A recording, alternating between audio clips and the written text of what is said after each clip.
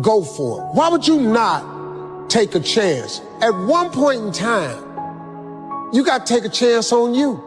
And dreams without goals are just dreams. Come on. And ultimately, they fuel disappointment. Exactly. On the road to achieving your dreams, you must apply discipline, but more importantly, consistency. Because without commitment, you'll never start. But without consistency, what gives you strength when you're getting attacked? You're one of the most attacked people in the world. You can't care that much. I know people that care so much about everything, like what people are saying. You can't care too much because you end up choking. One of the tragic things about life is that it ends. How often do you think about your death? Are you afraid of it? It is what it is. I mean, life is what you do while you're waiting to die, so you might as well do a good job. The wealthiest people on earth. The reason they're multi-billionaires is not because they have 100 rental units. The reason they are multi-billionaires is because they have a company that's valued at tens of billions, and they just take a loan out whenever they want. And the best part is loans are tax-free. Now I live in Dubai, so I don't need to worry about tax anyways, but that's really how you get to the hundreds of millions. What is the best advice you've ever heard or received? Believe in yourself. What is the worst advice you've ever heard or received? It can't be done. I hope suffering happens to you. Boy, this is going to cause a lot of pain and suffering. And I mean that in a happy way, because you want to train, you want to refine the character of your company. You want greatness out of them. And greatness is not intelligence, as you know. Greatness comes from character, and character isn't formed out of smart people, it's formed out of people who suffered. If you think about the difference between winners and losers, winners define themselves by what they made happen, and losers define themselves by what happened to them. And the difficult part of the lonely chapter is that the Rocky cutscene lasts 90 seconds in the movie and lasts 5 years in reality. I didn't believe in weekends back then, not to mention vacations. So I'm, fairly lazy compared to myself in my 20s, where I was a true fanatic. All I believed in was working on software night and day, and for my 20s, that was perfect. I didn't have a wife or family at all. I'm gonna tell you a Shark Tank secret. If you walk in and stand on that carpet and you say to us, this is a $7.3 billion market, and if I only get 1% of that market, I'll have $73 million in sales or profits. It's an immediate, I'm out. Get out of here, right? Because everybody's going to say, if I only get this small percentage, and it seems so easy to get 1%, right? Who can't get 1%? But you can't. If I come back in a year and I'm just the same exact person with the same thoughts, same ideas, same ways of delivering them, this was a wasted year of my life. I want to tell all of you that are out there chasing a dream to keep chasing it. I know right now you might feel alone. You might feel like it's just you out there doing it. Everyone thinks you're crazy. People are talking bad about you. Family's worried about you. Bless their heart. Let them worry about you. Let me tell you something. I want you to hear me. Yes, you. You were born to do something great with your life. Daggone it, you were. You're not average and ordinary. There's this part of your heart that wants to be somebody so bad, that wants to make a difference for other people, that wants to win, that wants to accomplish something great. And guess what? God didn't put that dream in your heart as some joke. It's not a hallucination. You're not crazy. Everyone around you might think you're crazy. I'm here to tell you you're not crazy. I'm also here to tell you you're not alone. I'm here for you. I'm here to coach you, mentor you, inspire you, give you the tools, because I admire you out there paying the price, putting the hours in, and there's probably no evidence you should be right now. Maybe I lost money on my first 2 real estate deals. I lost money on my first crypto deals. I lost money on my first bad hires. I've had 9 failed businesses. I've had 6 failed partnerships. But the crazy thing about entrepreneurship is that you only have to win once. You know the best way to stop depression? Work your ass off. Work your ass off. You don't have time. You want to work so hard that you don't have time for depression. if you don't fail, you're not even trying. I'll say it again. If you don't fail, you're not even trying. My wife told me this great expression. To get something you never had, you have to do something you never did. Les Brown's a motivational speaker. He made an analogy about this. He says, imagine you're on your deathbed, and standing around your deathbed are the ghosts representing your unfulfilled potential. The ghost of the ideas you never acted on. The ghost of the talents you didn't use. And they're standing around your bed, angry, disappointed, and upset. They say, we came to you because you could have brought us to life, they say. And now we have to go to the grave together. So I ask you today, how many ghosts are going to be around your bed when your time comes? One of the most important things, never, ever quit.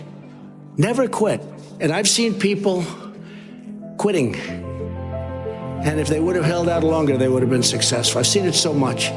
I've seen some of the most brilliant people in the world that never made it because they were quitters. They were just quitters. They would quit. They just couldn't take it. They couldn't whatever. Now, you have to also have flexibility, though. You can't necessarily say, I'm never giving up, and you got to be able to weave and bob. You don't have to go through a concrete wall. You have to have flexibility. You have to always be able to change course a little bit, maybe always with that same goal, but don't quit. I mean, we gambled the company on Lisa. If Lisa had bombed, Apple would be just one more computer company. Everything went into that. For 3.5 years, the best and the brightest at Apple worked on this product. Now, how come they came to Apple to work on this? We hired these people from other companies. And the reason they came to Apple was because they knew what to do, but the companies they were working for wouldn't take the risk and do it. And we said, come to Apple and build this. And they said, well, who do I have to convince to do that? Nobody, just go do it. And we got a collection of I think some of the finest computer scientists in the world that just went and did it. The group of people that do not use quality in their marketing are the Japanese. You never see them using quality in their marketing. It's only the American companies that do.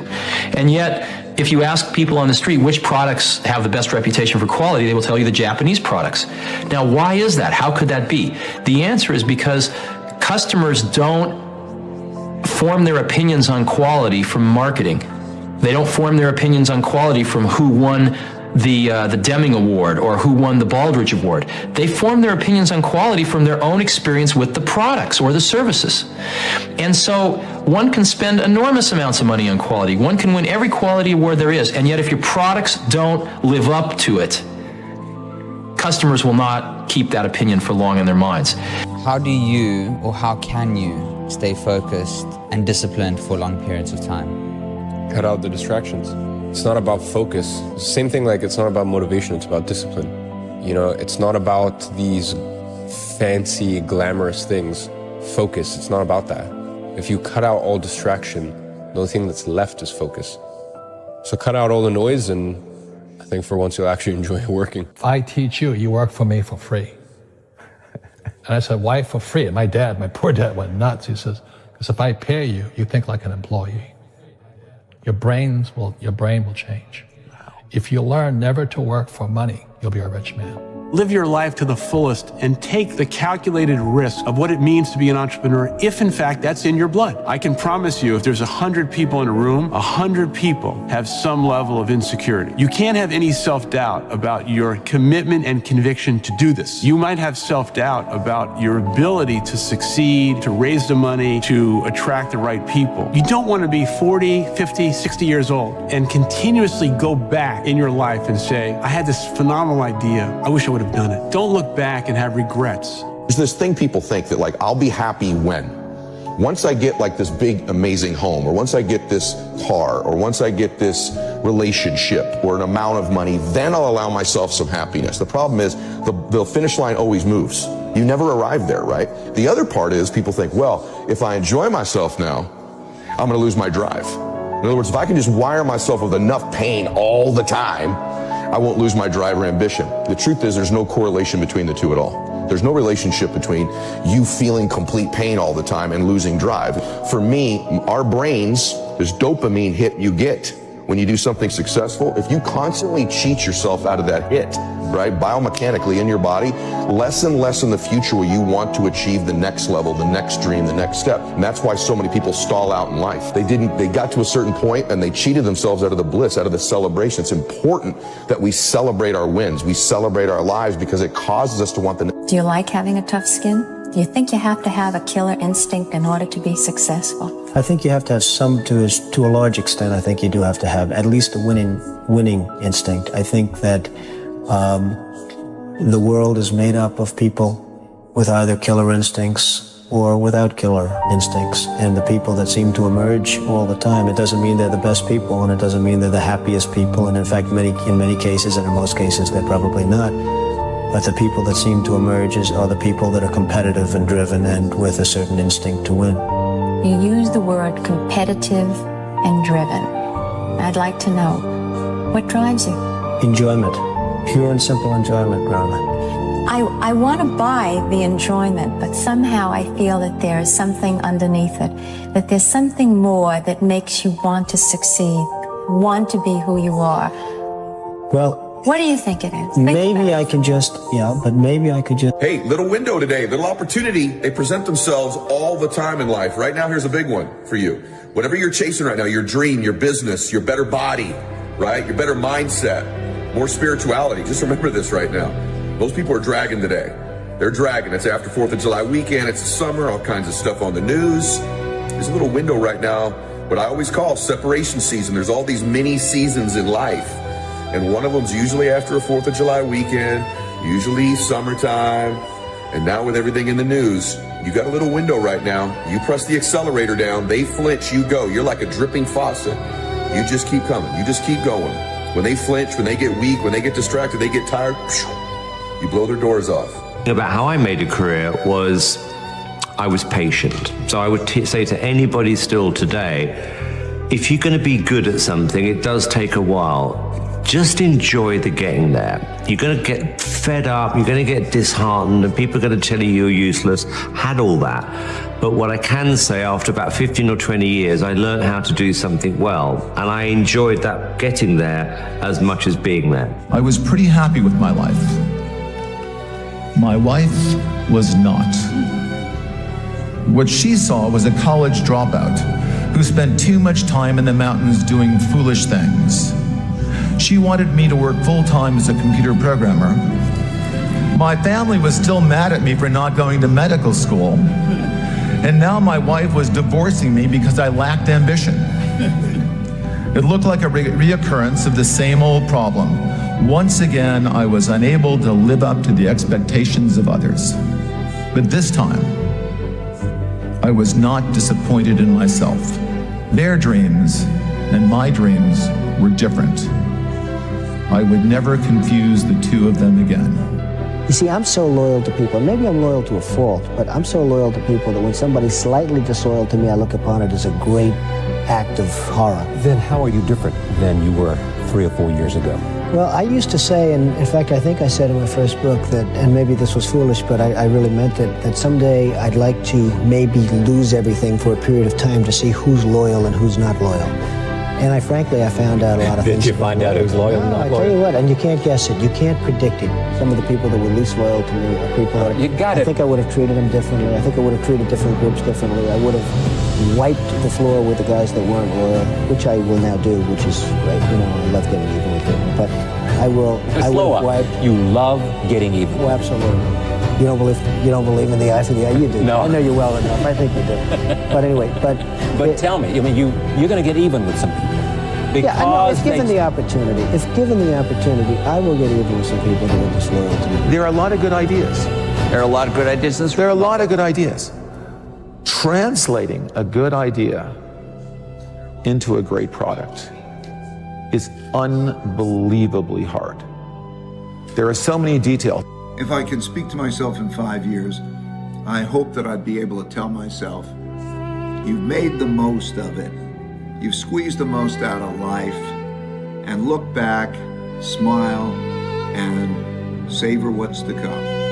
I knew nothing when I got started. Right? I mean, you have to remember, I was 19 years old when I started Facebook, right? So, I mean, probably like the same age or younger than most of you guys. And I knew nothing about business at all. So many things go wrong when you're starting a company, and often I think people ask, what mistakes should you avoid making?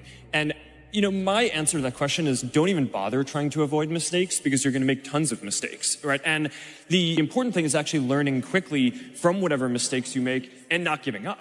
We're playing a character. Yeah. And at any time, you could decide to turn the page and write a new chapter in your life and become a whole new character. There just became a point where I'm like, you know what? I am confident. I am stronger. I am funnier. I just started to step into this person. I started to write a new character. I believe there's a man I was born to be. I believe there's a man or woman you were born to be. So kind of the ultimate version of you. And I have this hallucination no matter what your faith life is. That's completely your personal belief. But I think at the end of life, you're going to meet that person you were capable of becoming.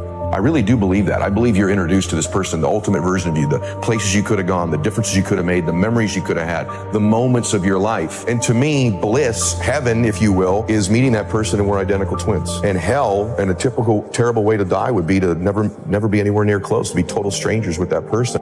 Work hard. You're going to need some luck, but the harder you work, the luckier you get. And if it doesn't work out, that's not the end of the world. I just don't have anything in common with people that sit there and say, oh my God, it was terrible. So it's water over the dam, under the bridge. Get on with it and start another business the next day or another career.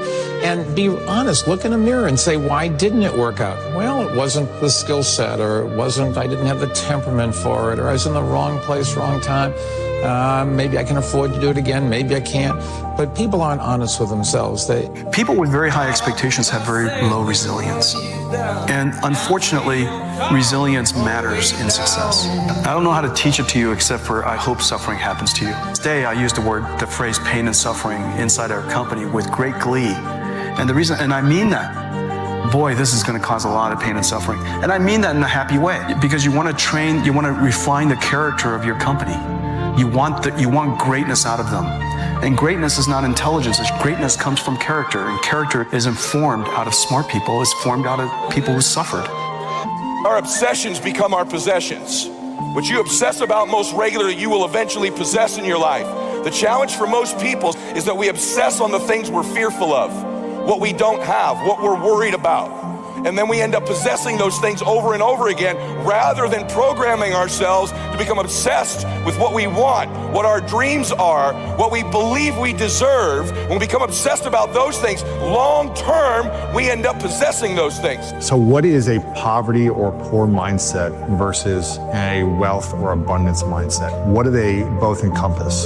The beginning for me is a poverty mindset is when you believe you're poor, or you believe that you are the cause of the situation you're in. I never believed I was poor. I just believed our current situation was poor. So I got to a point where I didn't want to be in that situation anymore. But there was nothing wrong with me. My mom loved me. I was a good human being. I just had to get out of the situation. There's no substitute for hard work. The best time you're ever going to have is when it starts out just you, and it'd be great if it grows into a wonderful, big, profitable company. But you're never going to be happier and more satisfied than you are in the first year or so of getting your business going, because you do every single thing. You sweep up when everybody goes home. You're the first one in. You plug in the coffee pot, so when your people come in, they have hot coffee and can get straight to work. You work through lunch, set an example for them, but there's no substitute for hard work. People say luck, yes, but the harder you work, the luckier you get. I am a nice guy until somebody starts complaining to me about how hard they have it. And I have to tell you, nothing pisses me off more than people that complain. Or people that have this feeling that life owes them something. Life doesn't owe you anything. Never complain. I don't care what your business is, men, women, you have to understand that you're going into a huge lifestyle change. And I tell people it's not for everybody. Don't do it if you don't have the stamina to get kicked around and driven into the ground and get up and do it again and beaten up by people that tell you, This is not kumbaya stuff. This is hardcore stuff. What's the best piece of advice he ever gave you? In a world that's changing so quickly, the biggest risk you can take is not taking any risk. Is it some kind of a surprise that the economy goes up and the economy goes down? If that's as obvious as it sounds, how could any responsible enterprise be run by executives that don't take that truth into account? And what are we to do when there's a downturn? Burn the place down? Fire everybody? How illogical and immature is that? That's exactly what happens in most businesses. A bunch of dimwits get in a room and start cutting costs. You can take waste out of a business, but once you get that puppy down to where it should be, the next buck you save, you've just changed the promise you made to the public. And then you lose your credibility and you lose your business. Capital structures got to be able to anticipate the certainty of business cycles and the loss of profitability. Apple's strategy is really simple. What we want to do is we want to put an incredibly great computer in a book that you can carry around with you, that you can learn how to use in 20 minutes. We don't know how to do that now. It's impossible technically. So we had three options. One was to do nothing. The second one was to put a piece of garbage computer in a book.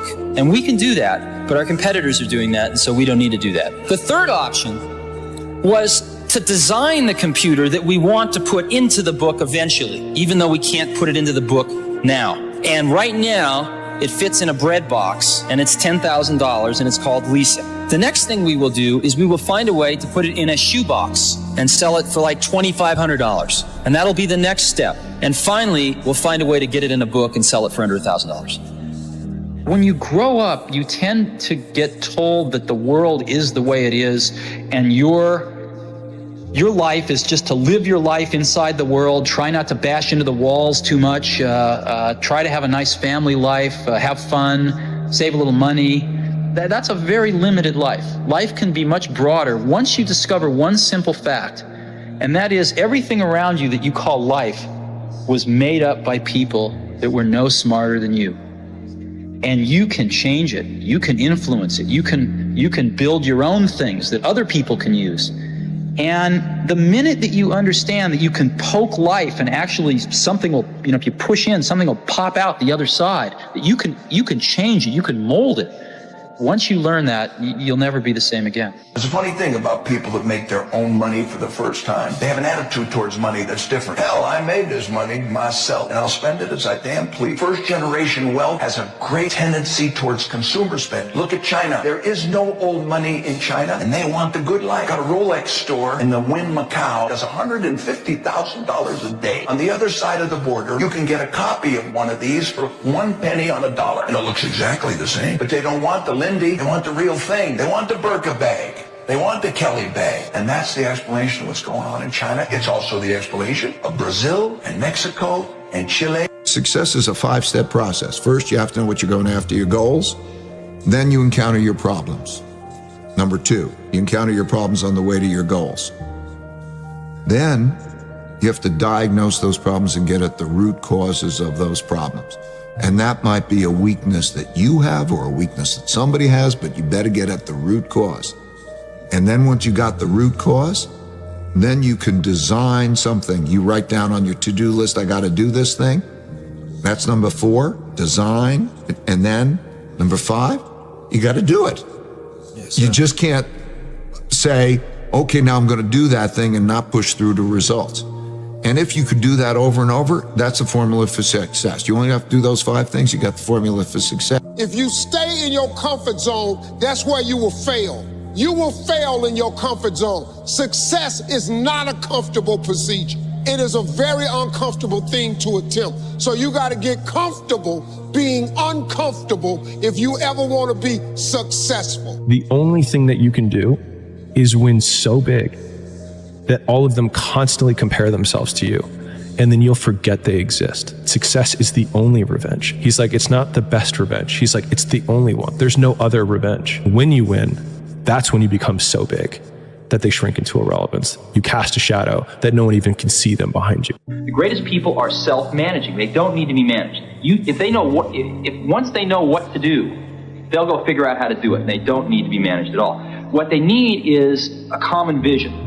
And that's what leadership is. What leadership is having a vision, being able to articulate that so the people around you can understand it, and getting a consensus on a common vision. Everybody on earth gets happier if they live within their means. I believe that what buys happiness is living within the money you make. So if you make $49,000 a year, you can be remarkably happy if you have humility and you live a $37,000 a year life. If you live a $90,000 a year life and get into debt because you're trying to keep up with the Joneses, even though you're not capable of making that kind of money, you're gonna get hurt. Live within your means and you get very happy.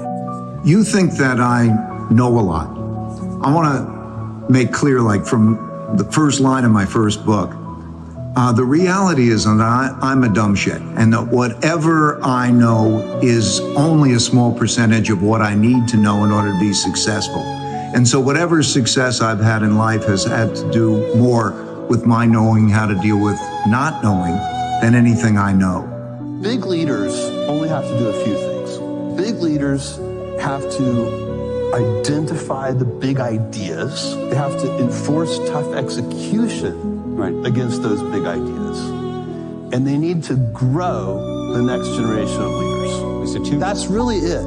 So what I would tell the kid is like, look, dude, your first target needs to be the top 1%. No breaks, no vacations, no cars, no watches until you get in the 1% club. If a person would sit down and let their body relax, totally relax, okay, and then start to visualize in their mind, see themselves the way they want to see themselves. See how you'd like to live your life. See yourself living it that way. Take that picture and describe it. Write it out in the present tense. I am so happy now that I see myself, and write it out. Start to read it and read it and read it and read it every day. Carry it around and keep reading it.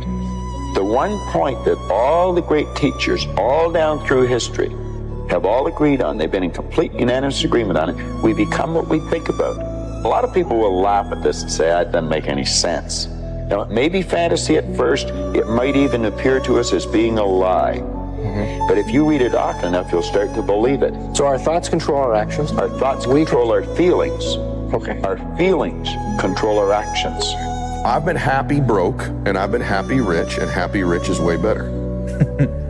I'll just tell you that. I have been happy when I was broke. I've been happy broke. I've had a loving family. But I can't create happiness for a whole lot of other people without any money. I feel so strongly that the reason I'm here is I dreamed big dreams.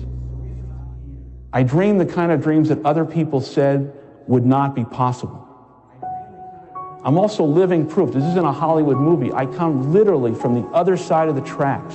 If you saw where I grew up and we took a picture of it, the neighborhood, the setting, you'd say it's impossible that someone could come from there and get here. But it is possible. And not to sound too trite, it's possible because we still live in a country where the entrepreneurial spirit is so alive and so well.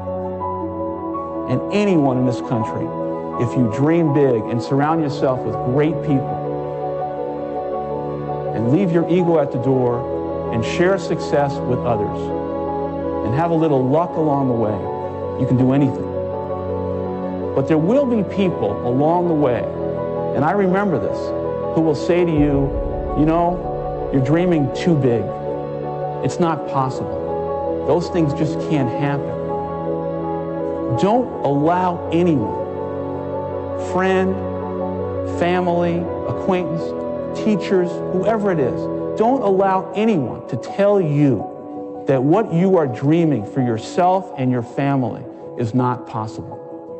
It is possible. Don't be one of those people 20 years from now are going to be walking around in a 9-to-5 job, miserable and angry and bitter because you let your dreams get away from you because you did not believe strongly enough in yourself and what was possible. Don't allow that to happen. This is an unbelievable time. And I can't encourage you enough to continue to think that things are possible and that your dreams can come true. Kind of how the global ecosystem comes together. You will have many opportunities to reinvent yourself, and so so I think it's worthwhile taking risks and trying to do something you're really, excited by. And if the first attempt you don't do it, you can try again, and things tend to work out in the long run. In Silicon Valley, part of the reason so many people start up a company is, starting up a company and even having failed, you can wear it like a badge of honor, right? And I think that's important. Culturally, risk is rewarded. I remember when I started working at Google, if I went and people were discussing ideas, the other people who heard the ideas try to build on those ideas. They encourage you. So it's a culture of optimism. It's a culture of risk taking, and I think that's really important. So somebody taught me a long time ago a very valuable lesson, which is if you do the right things on the top line, the bottom line will follow. And what they meant by that was, if you get the right strategy, if you have the right people, and if you have the right culture at your company, you'll do the right products, you'll do the right marketing, you'll do the right things logistically and in manufacturing and distribution. And if you do all those things right, the bottom line will follow. I don't know, there are very few people, you look at the most successful people in the world, I know very few of them that haven't had a major failure. If you read through they're not the financially most successful people. If you read through the Forbes billionaire list and you read their stories, they've had failed businesses and they've lost everything and they've hung on they've almost died holding on to the ledge. What's his name? The guy on CBS and Sumner Redstone. So there are lots of examples of people who had huge adversity. And I think it's how you deal with adversity that determines your ultimate success, as opposed to how you deal with success that determines your ultimate success. They say your network equals your net worth. Your ability to move this planet, to change things, to get investors, funding, money, is determined by who you know. If you got a money problem, I guarantee it's got something to do with your network. Okay, if you're having marriage problems, I assure you with 100% certainty, if you're having marriage problems, there's somebody in your network that believes in marriage problems. If you're having kitty problems, not kitty, meow. I'm talking about if you got problems with your kids, it's because your network is having problems with chilling. If you have a time problem, I don't have enough time. I can't find enough time. I'm working too hard. I never have time. I can't find time to work out. I can't find time for the kids. I can't find time for the marriage. You have a network of people that have time problems. Fundamental connection to doing business is basically relationships. People really, if you really think about it, people want to do business with people they like. I mean, every now and then you'll do a deal with the devil, but you don't really like the devil, but you do it sometime. But you'd really much rather do business with somebody you like, somebody who shares your value, somebody who is committed to the same objectives you are, somebody who's willing to work as hard as you are. And when you find those people, those are the people you want to bring under your tent to be part of your business objective. And you've got to do that by sort of presenting yourself in a way that people clearly understand that you are committed to creating value.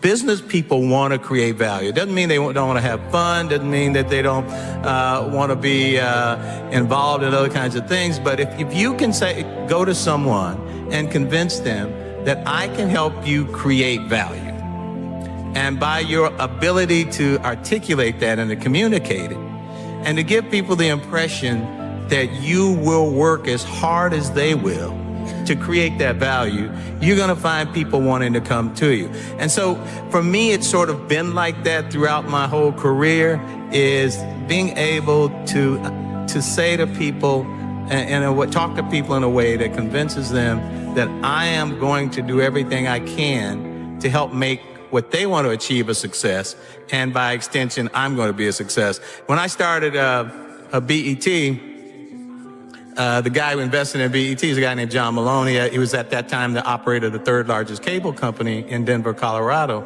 And he kept investing money into BET without taking additional equity. And as BET became a big success, I ended up with about 75% of the company. He ended up with about 25% of the company. And one day I asked him, I said, John, you put over $500,000 in BET on a startup. You put it in as debt. You didn't put it in as equity, which would have given him greater ownership. I said, why'd you do it that way? And he said, Bob, I always knew you would work harder for yourself than you would for me. And it was that kind of commitment. So if you can convey to people that you're willing to work hard for them and for yourself, you've got a business partner. You're connecting the dots. And my approach in business, in my personal life, in a management role, is extreme candor. And I think that if you live that way, you'll run the risk of offending various people over time, but you'll have much better relationships because, if you tell people the truth, first of all, it's not typical.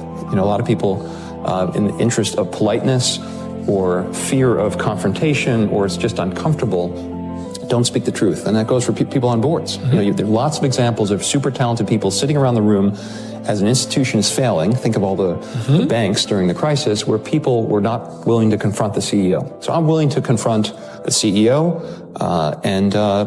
but I'm completely candid with him about his successes and his failures. You famously started Spanx with $5,000 in your bank account.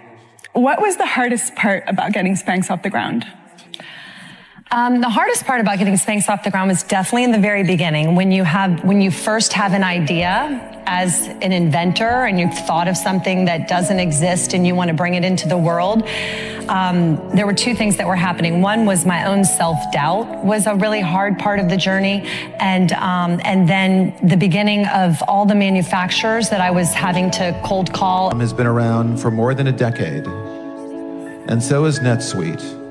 NetSuite's been around longer than Salesforce, and people are saying, well, that's cloud computing. Google's now cloud computing. Everyone's cloud computing. My objection to cloud computing was everyone simply looks around, like I've always been doing cloud computing. It's like 10 years ago, but cloud computing, the term's only 4 years old. But everything is in the cloud now, My objection is the absurdity. You don't like that? No, it's not that I don't like the idea of it's this nonsense. The guys say, it's in the cloud. Well, what is that? Then you say, are we dead? Yeah, we're dead. If there's no hardware or software in the cloud, we are so screwed. But it's not water vapor. All it is a computer attached to a network. What are you talking about? What do you think Google runs on? I'll ask you. Do you think they run on water vapor? Cloud. They have databases. How about the next question? And operating systems and memory and microprocessors and the internet. And all of a sudden, none of that. It's the cloud. What are you talking about? Now, the VCs, I love the VCs. We only fund, is that cloud? Whoa. Microsoft Word, change internet to cloud. Mass change, give it back to these nitwits on Sand Hill Road. This is the millionaire mindset. It's just money. It's made up. Pieces of paper with pictures on it so we don't have to kill each other just to get something to eat.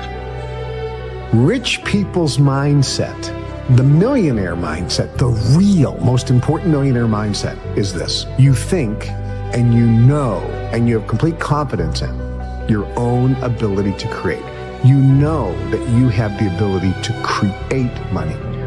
You have confidence that you have the ability to create money anytime you need. With the help of the universe. There's nothing wrong with being broke, homie. It's only wrong with someone being poor. Because poor is a mindset. Broke is just a temporary situation. Just you would fix. But being poor, that's a mind state. Let me tell you something. There is no nobility in poverty. I've been a rich man and I have been a poor man, and I choose rich every time. Poor thinking habits keeps most people poor. Not poor working habits. Most people work hard, but they don't think hard. And Shope taught me that the mind is like a factory, a mental factory. And whatever you think about all day long pours ingredients into this mental factory. And that's what builds the economic, social, financial fabric of your life. As you think, so you become. How awesome. There's an important phrase you use here. I think it's time you all learned it. Act as if. You understand what that means? Act as if you are the president of this firm. Then you're a millionaire. It's just that simple. Let me tell you what rich people do. Rich people give themselves pep talks when no one's around. When they're by themselves, they say things like, I'm a winner. I am sick and tired of being sick and tired, and I am going to win. I'm going to make this happen. Look at all those people down there. They follow the rules for what? They're letting fear lead them. What happens if I don't? Life's simple. You make choices and you don't look back. Stay small enough, long enough, you'll be big enough soon enough. See you at the top because the bottom is too crowded, but we never look down on anybody unless we're willing to help them up. Believing that you can is way more profitable than believing that you can't. Successful people are always too busy doing what the other guys are still talking about. Successful people are always willing to do what the other guys are not willing to do. Your friends are shit. They tell me you made 25 grand last month. They're not gonna believe you. F them. Parents don't like the life you lead? You, mom and dad. See how it feels when you're making their excess payments. Set a goal to become a millionaire. Here's why. For what it will make of you to achieve it. Set a goal that'll make you stretch that far. For what it will make of you to achieve it. Today, it's easier to make money than ever before. You are on your way to having your first $1 million in the bank and all of your bills paid. Think and grow rich. Think and grow rich. Success is something you attract, not something you pursue. Success is looking for a good place to stay. So instead of going after it, you work on yourself. Personal development. Why is it that people are successful? It's simply this. The rich get richer, the poor get poorer. Why? It's because the rich think about wealth and affluence all the time. And what do the poor think about? The poor think about lack, loss, and limitation, risk, danger, fear, failure all the time. Think and grow rich. Think and grow rich. Think and grow rich. You become what you think about. And here's the interesting thing. You can choose. Choose what you think about. Choose. With your business, choose what you're aiming at. With your leadership, choose what you're aiming at. With your team, choose. Help them choose. The act of intentionality is so freaking powerful. It's unbelievable. Henry Ford said, if you think you can, or you think you can't, you're right. I am amazed at the things we don't do because we have this little tiny bit of fear that offsets all the other data and all the other evidence in our life that causes us to not go do something. Because we just don't believe. And it's weird. When you start to believe, you become what you think about. Never say you can't do it. Say, I haven't done it yet. I haven't done it yet. And that's true with everything. It's like, there's nothing that you can't do. You may not have done it yet. We don't know if you can do it or not until you really practice. And then you find out if you can do it or not, or how well you can do it. Money is not our issue. The mindset of money is our issue. If you don't have a mindset for money, then trading stocks and options wouldn't be the game for you because you're not going to know how to manage your risk. You're not going to have the discipline to be able to stay out of the market when necessary. You're not understanding money in its totality. So when you got the mindset of money coupled with the skill of making money, this is what equals a wealthy person. This is what allows a person to be able to build wealth throughout their generations. You cannot have what you're not willing to become vibrationally. If you do get it, you'll lose it. This is why people that win the lottery, they lose everything. They'll get a modicum of success but can't hold on to it because inside they weren't vibrationally aligned. They really hadn't become it. So you can temporarily manipulate and get things, but to have it completely, you have to lift your vibration and become that. You can have more than you've got because you can become more than you are. And of course, the other side of the coin reads, unless you change how you are, you'll always have what you got. I have found in my experience that income does not far exceed personal development. Now, sometimes income takes a lucky jump, but sure enough, unless you grow out where it is, it'll usually come back where you are. Life has strange ways. If somebody hands you $1 million, best you become a millionaire quickly, so you get to keep the money. Otherwise, sure enough, it'll disappear. Somebody once said, if you took all the money in the world, divided it up equally among everybody, it would soon all be back in the same pockets. Incredible. Money does not exist. Did you know that? I learned that years ago from a very wealthy man. I was free from money that day. He says money is an idea. It's in your head. It's an idea. You are supposed to work for purpose, not money.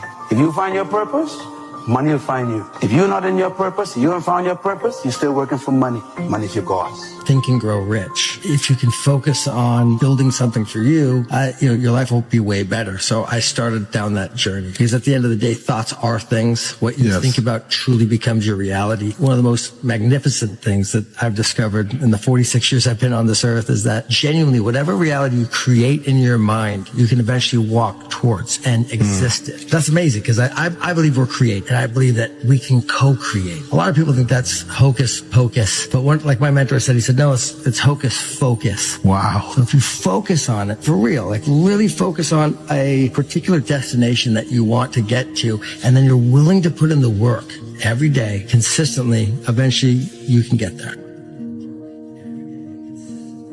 Everything is possible in your life when you believe. When you believe, everything is possible. What come out your mouth is what's gonna come back to you. It's the law of attraction. All men are dogs. You finna meet all of them. I never get nobody. You're not. I can't lose this weight. You sure ain't. I'm gonna get fit this year. Strong possibility. I'll never be rich. Promise you won't. I'm gonna be rich one day. Strong possibility. It's how it works, man. It is the law of attraction. The moment you say it, you begin to change. It's the process. If you think big, you'll be big. If you think small, you'll be small. A negative mental attitude can bring you nothing but failure. Remember always, you are where you are and what you are because of your mental attitude in which you relate yourself to other people. Remember also, your mental attitude is the one and the only thing over which you have complete control. Success is something which has to be planned, and success is something which has to be earned. Anything that you can hold in your mind on a continuing basis, you can be, have, or do. You will become what you think about. Your only job is to make a very, very clear decision about the person you want to be, the things that you want to have, the goals that you want to accomplish, and then make sure that you feed your mind continuously, day by day, week by week, hour by hour, with words, pictures, images, ideas, thoughts, and information consistent with your goals and your ideals. You cannot have wealth in your material world until you first visualize the wealth in your mind. If you get a picture of what you really want, then it's just a matter of time until you have it. They keep reminding yourself that you have tremendous reservoirs of potential within you, and therefore you are quite capable of doing anything you set your mind to. You really can. So all you must do is figure out how you can do it, not whether you can or not. About 5 years ago, I met a wise and wealthy man who had spent his entire life studying success. And he'd reached a clear conclusion concerning the reason for success in life and especially in business. He's dead now, but I'll never forget what he told me. He said the key to success was to set a goal and then to stay with it until you achieve success in at least one important thing. He said that your subconscious mind will then accept that success experience and store it as a pattern, like a template. And then from then on, your subconscious will drive you and direct you and guide you to repeat the pattern of success in other things that you attempt. Another way of saying it is that nothing succeeds like success. Psychologists have demonstrated that achievement brings you a natural high. Once you've experienced your first great success, then not only are you unconsciously programmed to repeat it, but nothing else will ever give you the same wonderful sense of satisfaction. Don't ever let somebody tell you you can't do something. Not even me. You got a dream, you got to protect it. People can't do something themselves. They want to tell you you can't do it. You want something, go get it. Period. Start working for yourself. Sky's the limit. What is the one thing that people who made $1 million that they did that I guarantee you are not doing? It is called work. They worked 12 to 14 to 16 hours a day, 7 days a week on making money. They had an obsession with making money. That's all they thought about. They had singular focus. They had singleness of purpose. And I guarantee you don't do that because you want to live a balanced life. Well, I'm sorry, but people who succeed in life don't live a balanced life. It is a fantasy. It is a myth. If you say, I want to live a balanced life and make millions, welcome to Fantasy Island. Is there any better feeling than being locked in? No. Like when you are locked in and you are, you know, you're taking and you're in a rhythm and you're every day you're knocking it down. You never miss a step. Like you go to bed feeling great. You wake up feeling inspired. You go in the gym with energy, right? Like that's the best way to live it. But I promise you, bro, you have so much potential. If you literally just took it and put it in one place, you could literally change your life. Truly believe that if you put your 100% effort into something, then you can't lose. God knows if you deserve the results. And if you truly try, you truly commit yourself 100% to something, I don't see how you can fail it. That I don't think you can. That I completely refuse. You can't fail at it. You said you were going to do it this year, but you didn't. So what's going to be different about this year? What kind of person are you going to actually become in order to achieve what the you want to achieve? It is easier to make money than ever before. You can make more money faster today than ever before in history. Why aren't more people making money? Wealthy people show initiative. Broke people don't. The faster you are, the more money you will make. Your bank account is actually a reflection of how fast you move. I was sitting with one of my mentors, Bill Perkins. I asked him, Bill, you're worth a lot of money. You've made hundreds of millions of dollars. Why do you think you've been so successful? And he kind of looked at me and he thought for a second. And he said, I move really fast. By the time somebody else has thought about an idea, taken it to investment committee, I've already started, made 3 mistakes, and found a better way. Now, y'all look money hungry, and that's good. Anybody tells you money's the root of all evil doesn't have any.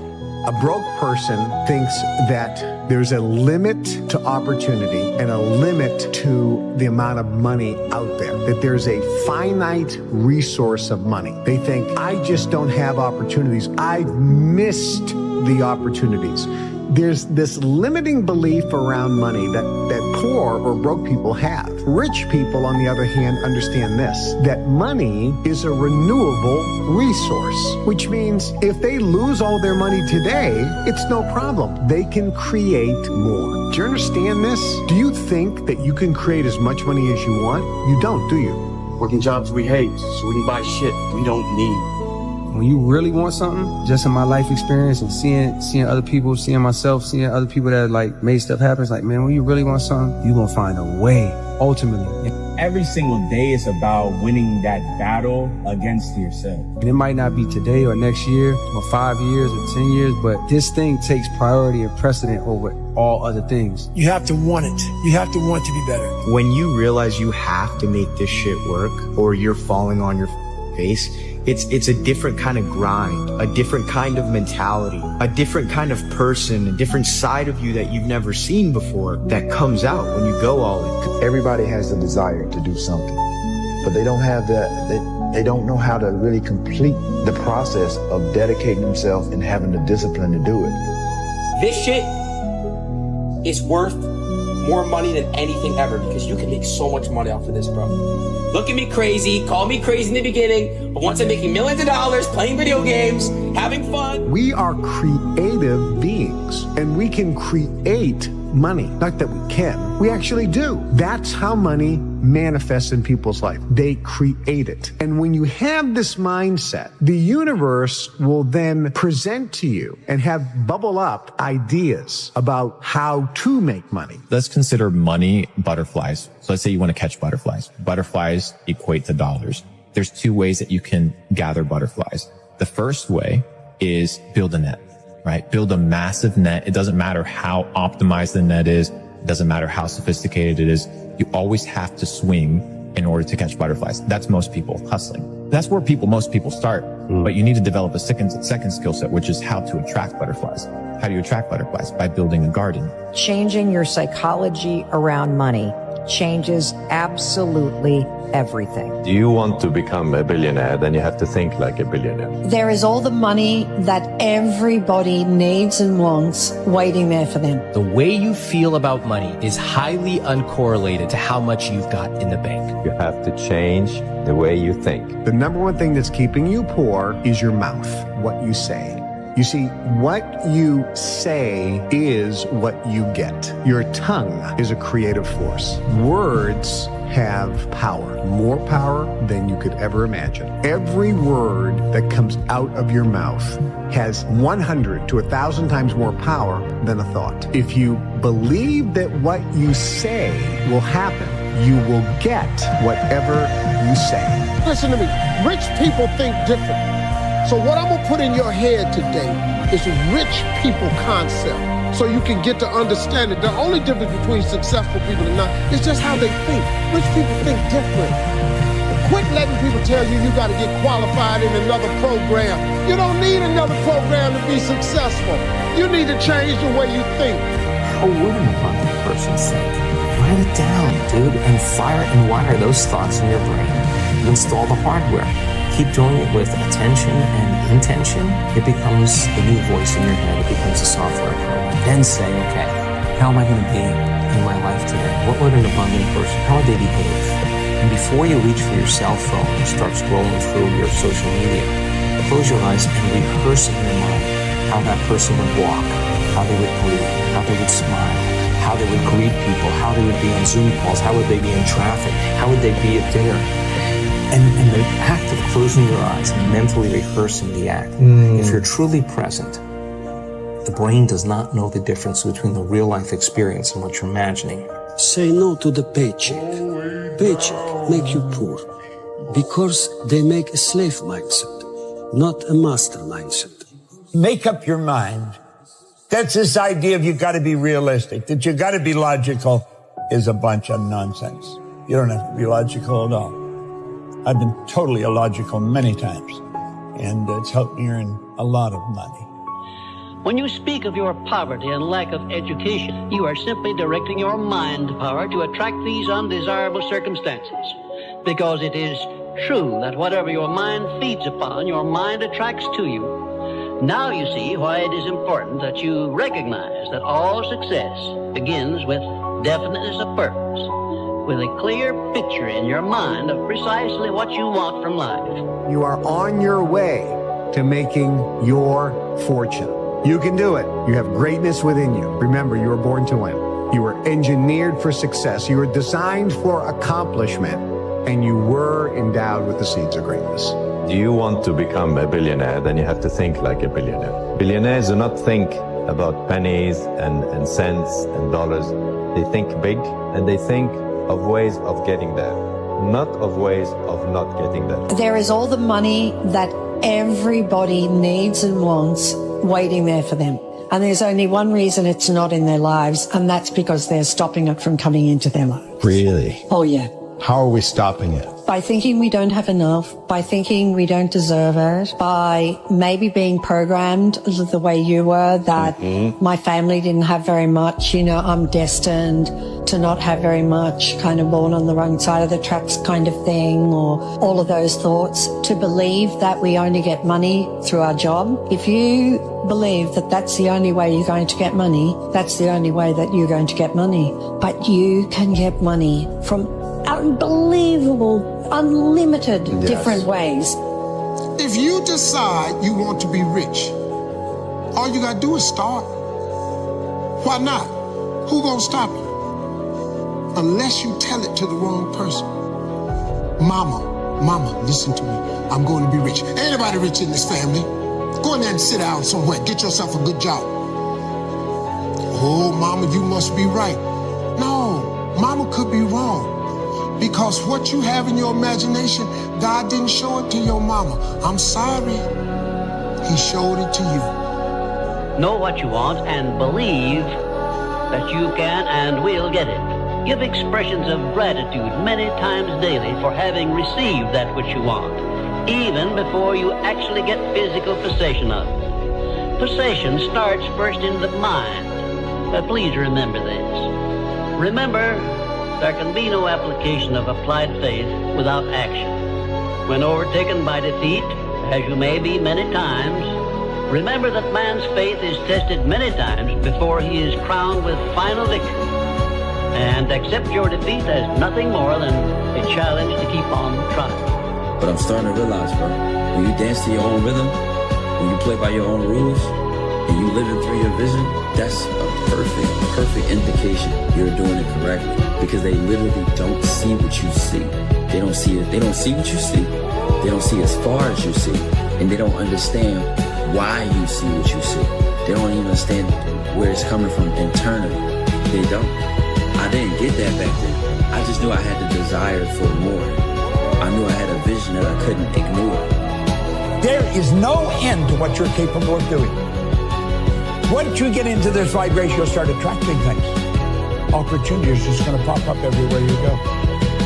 Delayed gratification, which means putting off enjoying the fruits of your labor for a period of time. It's temporary so that you're focused in on what you're doing. This is the one thing that people always did that people that are not successful don't do. They're obsessed with making money. They're obsessed with their mission, their purpose, their idea, their project. And it's all they do. It's all they think about. They eat, drink, and sleep this obsession. They work on it, but it's not work to them. They absolutely love the journey because they understand the journey is actually the reward. What would be the outcome? The experiment of being abundant would be that you would have to feel that feeling. Get so good at doing it with your eyes closed. You got to do it with your eyes open. Now, why? Because if you're feeling the feelings of your emotions, of your future, you're no longer looking for them. You can do whatever you make up your mind to do. Believe, and you shall receive. Will you please remember that your life is exactly what you make it by your own mental attitude. Listen to this. You do not have to be the smartest cat in town to earn a lot of money. As a matter of fact, you can be pretty dumb and earn a lot of money. I was pretty dumb and I was earning a lot of money. So when people tell me you got to be smart to earn a lot of money, I know that's not true because I knew I wasn't very smart and I was earning a lot of money. If you complain about money, if you judge people who have it, if you rush when you're in lack, if you cheat when you don't have what you need, an abundant person doesn't do that. You got to look at that and say, I got to break these habits. Yes. Oh my God, if I truly want to be abundant, I can't act this way. Now here's the big one. If I truly want to be a new personality that's in a new personal reality, I can't take lack with me. I can't take unworthiness. I can't take the story that goes along with it with my parents or my grandparents or my ex or whatever.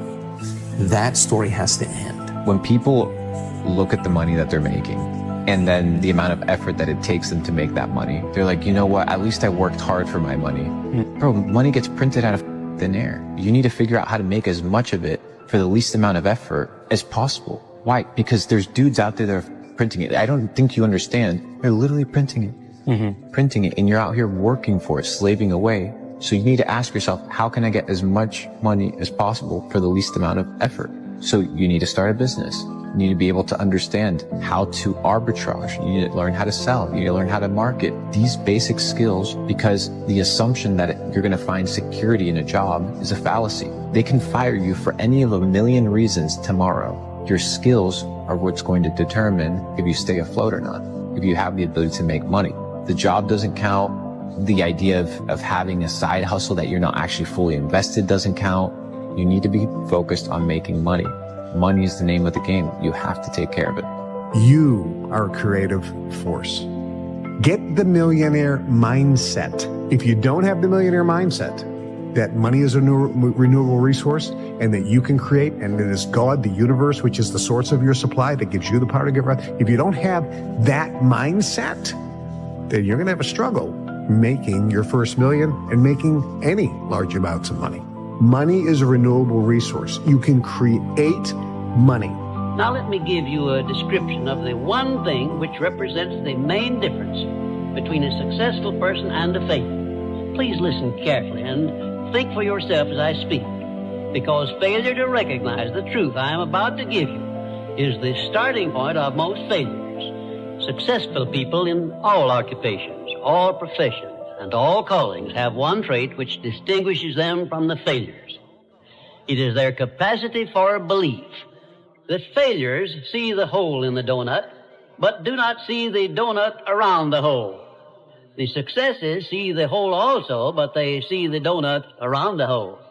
Changing your psychology around money changes absolutely everything. The way you feel about money is highly uncorrelated to how much you've got in the bank. The way you feel about money is highly uncorrelated to how much you've got in the bank.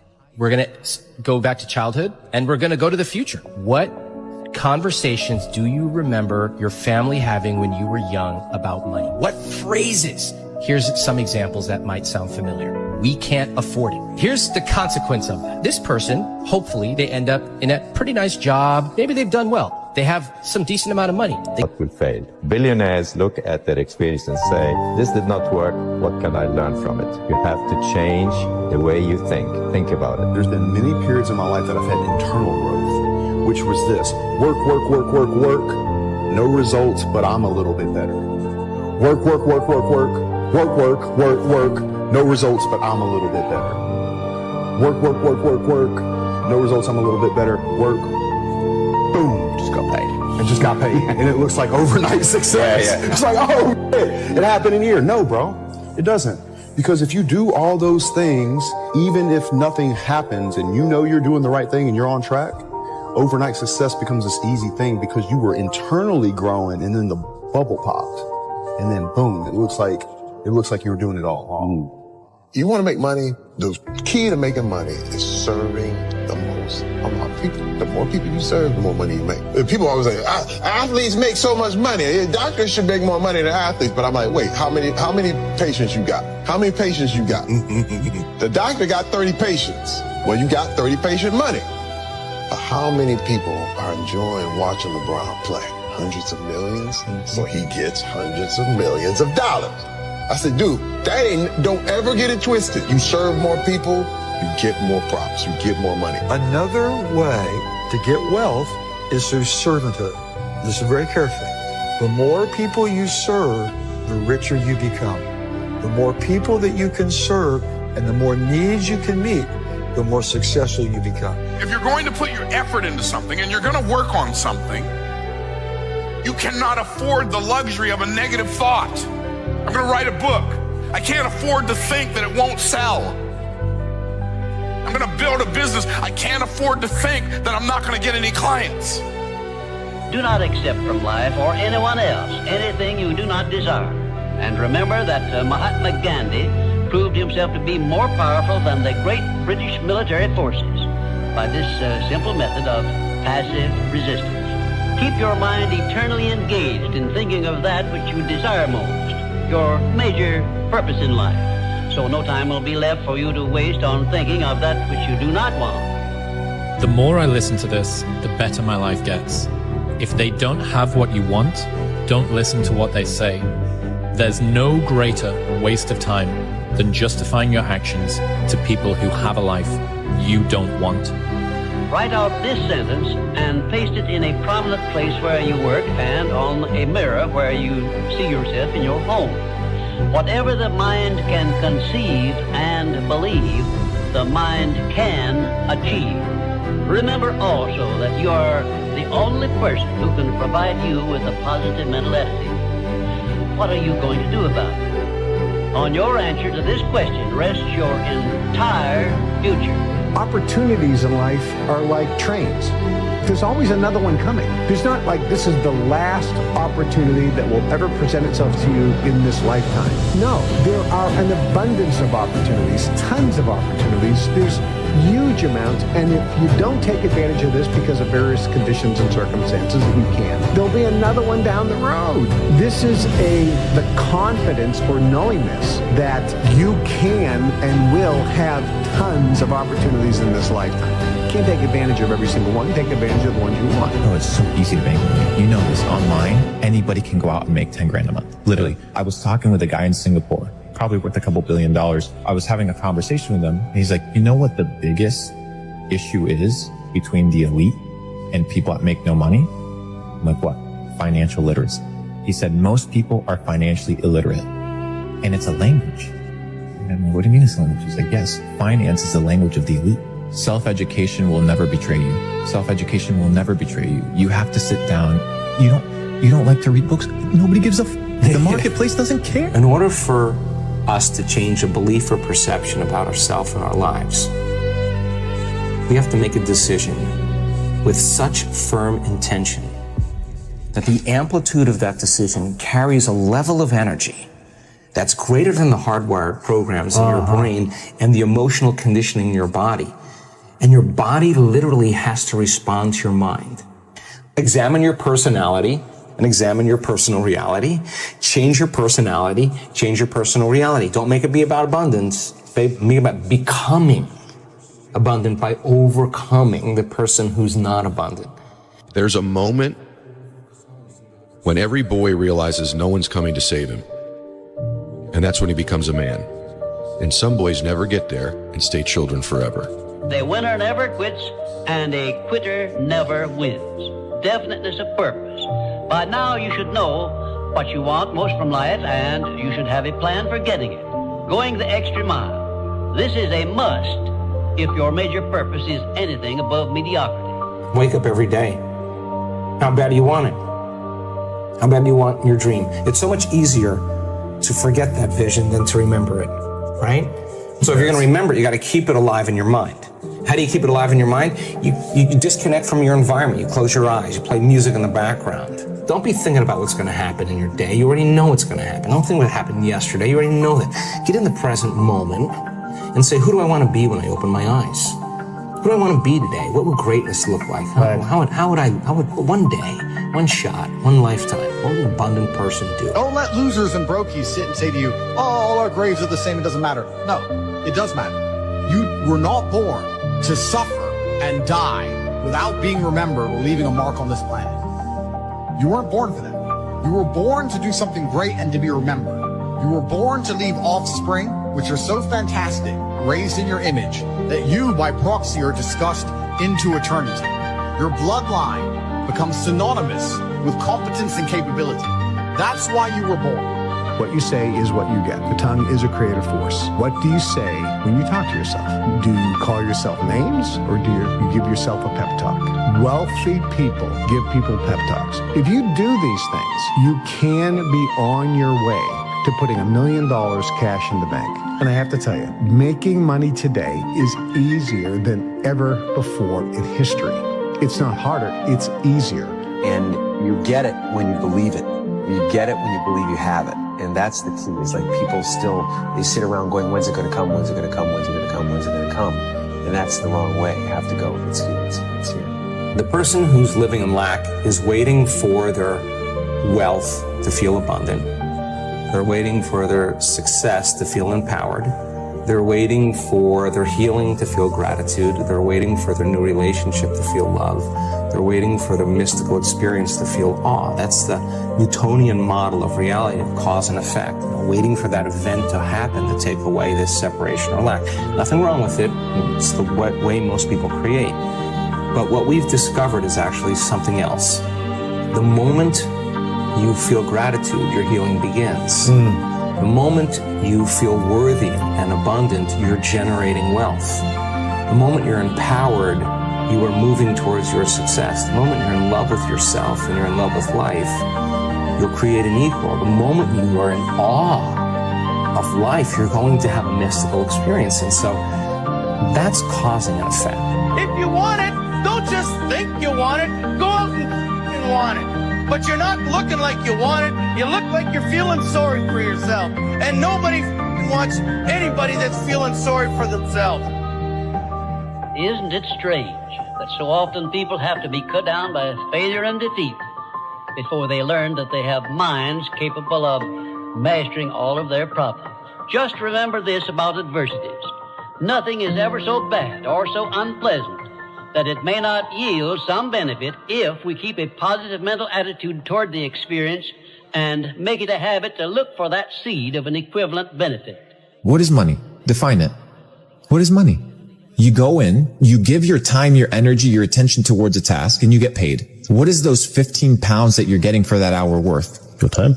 No, not your time. What is it worth? Where does it come from? Who gives that thing value? It has no value. That money isn't real. So what you need to do is you need to create money, and you create money by elevating the way that you think about finances, the way that you think about business, the way that you think about working. You don't work in order to get a paycheck. You work in order to build things that create money. Your body is so objective that it's believing it's living in that reality where you are abundant. And as long as you feel that emotion, you're not separate from it any longer. You're no longer in lack. You're no longer looking for it to occur. Say, why hasn't it happened yet? If you're feeling abundant, why would you look?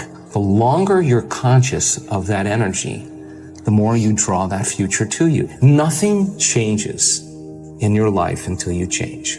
Every family deserves to have a winner. I think it should be you.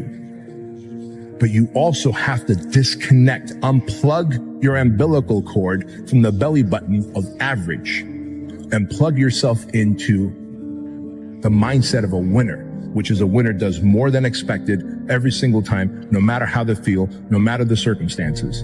A winner shows up 10x times more than the average person. A winner has these unreasonable expectations of himself. A winner knows that he's destined for greatness. And no matter how many people around him tell him to slow down, be careful, watch out, that's too risky, you don't have the genetics, the DNA, the money, the mind, the brain power for that. A winner locks onto their goals and keeps going.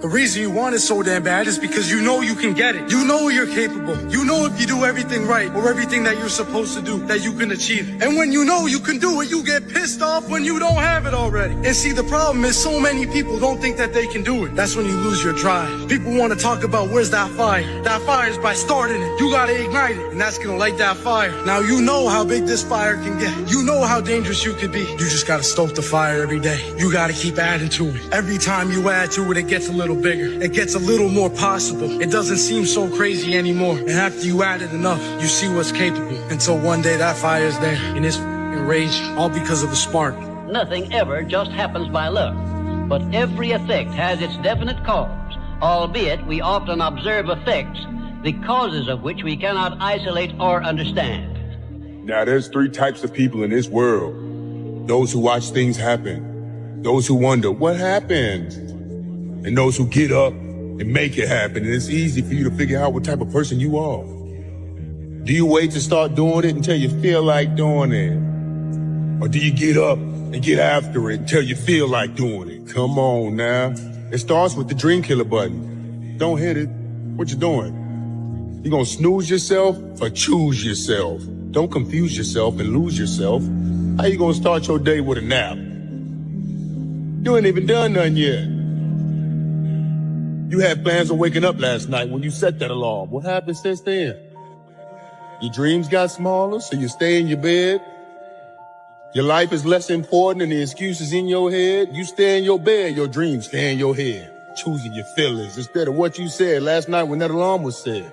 The reason you don't have more money in your life is because you settle for mediocrity. Because money is a frequency. It's an energy. It's a vibration. So when you readily accept lower quality food, what you're saying to the universe is, universe, I happily accept the lowest quality for the most important thing of my life, my body. Please, universe, don't send me more money because I am happy with less than what is ultimately available to me. You see how you're creating more of what you don't want? You're not living in your authentic self. Poor in spirit people say the words, I can't afford that. Authentic self people say the words, how could I afford that? That's the shift. I shall introduce you to your greatest asset, and with this introduction, the master key to success will be within your easy reach. I say this is your greatest asset with which you may tap and draw upon the supreme power which created you and runs this entire universe. The name of this principle is applied faith. I should know what I'm talking about because I was handicapped at birth by the four horsemen which keep most people in bondage all the days of their lives: poverty, fear, illiteracy, and superstition. I'm gonna just tell you guys right now straight up how it works in life. There's cheat codes in life, bro. There's shortcuts in life. And I'm gonna tell you guys right now, you watch me because in some way you can relate to me or you look up to me in some way. Well, guess what? You can go out and get this shit too. I'm trying to tell you it's not easy. It takes a lot of hard work, dedication, a lot of blessings, a lot of luck. It's lucky. But at the same time, you have people that work years and years and years and years, and it finally will pay off. If you work extremely hard at whatever you got going on, something that you love to do, I swear to God, your life will change. It takes one whole year to see crazy improvement. I guess it comes down to a simple choice, really. Get busy living or get busy dying. You gotta want it bad. You gotta want it so bad that it hurts. That you don't can have it yet. That throughout your whole life, every day, day in and day out, you've been putting in work and you're not there yet. That should be painful. You should be punching yourself for this. I thought you wanted this shit. You tell everybody you want this shit. You wake up and you tell yourself you're gonna get it. And then you fail to live up to your own expectations every single goddamn day. You gotta want it with your heart. You gotta wake up and you gotta want it. You gotta want it as bad as you wanna breathe, as you wanna eat, as you wanna go to bed, and you can't sleep because you're tossing and turning thinking about what you gotta do tomorrow, and your goals are so far away, and you're walking and you need to sprint to even catch up, to even get close. You gotta want it so bad that nothing else matters. Anything that's not working towards that is a waste of your time. That's how bad you gotta want it. So stop wasting every single day. You gotta get up and get the fuck after it. Let's go. You want that? Not a problem, but let's learn the formula of how to create, right? Yes. So then you'd have to feel those emotions before the experience occurred. And if you understood that you could dissociate all of your attention from this three-dimensional reality and have no attention on anything known, and understand it's the field that creates matter, not matter that emits the field. And if you could get to that place and change your energy with a clear intention and elevated emotion, your heart starts beating in this beautiful rhythm like a drum. We've measured it so many times. And when that occurs, the next thing that happens, the heart informs the brain, it's safe to create now. Everyone, said Mr. Carnegie, comes to the earth plane blessed with the privilege of controlling his mind power and directing it to whatever ends he may choose. But, he continued, everyone brings over with him at birth the equivalent of 2 sealed envelopes, one of which is clearly labeled, the riches you may enjoy if you take possession of your own mind and direct it to ends of your own choice. And the other is labeled, the penalties you must pay if you neglect to take possession of your mind and direct it. Your only limitations are those which you set up in your own mind or permit others to set up for you. I can't.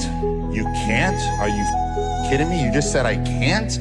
Like, I want to fucking slap that mother. You know what I'm saying? I can't? Applied faith is the mental attitude wherein you may clear your mind of all fears and doubts and direct it to the attainment of whatever you desire in life. The next year is going to go by whether you're doing something about your life or not. Write down what you're trying to get done. Write down what you need to get done on a long-term basis and what you need to get done on a short-term basis. And write off a checklist. Force yourself. Be accountable. The difference between a dream and a goal is a timeline and accountability, because I mean, just sitting around dreaming someday, you know, someday I'm going to get a different job. Someday I'm going to change this. Well, someday ain't a day of the week. It is an inevitable law of nature that you lose that which you do not use. And of course, this applies to the use of your own mind, the same as to everything else. There are no more opportunities to become rich, did I hear you say? Remember, you are given as your richest birthright the privilege of controlling your own thoughts. Therefore, treat this divine gift with the profound respect to which it is entitled, and do not allow anyone to do your thinking for you, or to influence your thinking in any manner whatsoever, except by the rules of accurate thinking I am passing on to you. Follow this procedure regardless of what people think or say about your method of thinking. If they wish to call you a cynic or a doubting Thomas, let that be their misfortune. But for your own good, go right on thinking by rules which will save you from many mistakes and tragedies throughout your life. A power which is greater than poverty, greater than the lack of education, greater than all of your fears and superstitions combined. It is the power to take possession of your own mind and direct it to whatever ends you may desire. When doubt creeps into your mind, remember that whatsoever a man believeth, that shall he also reap.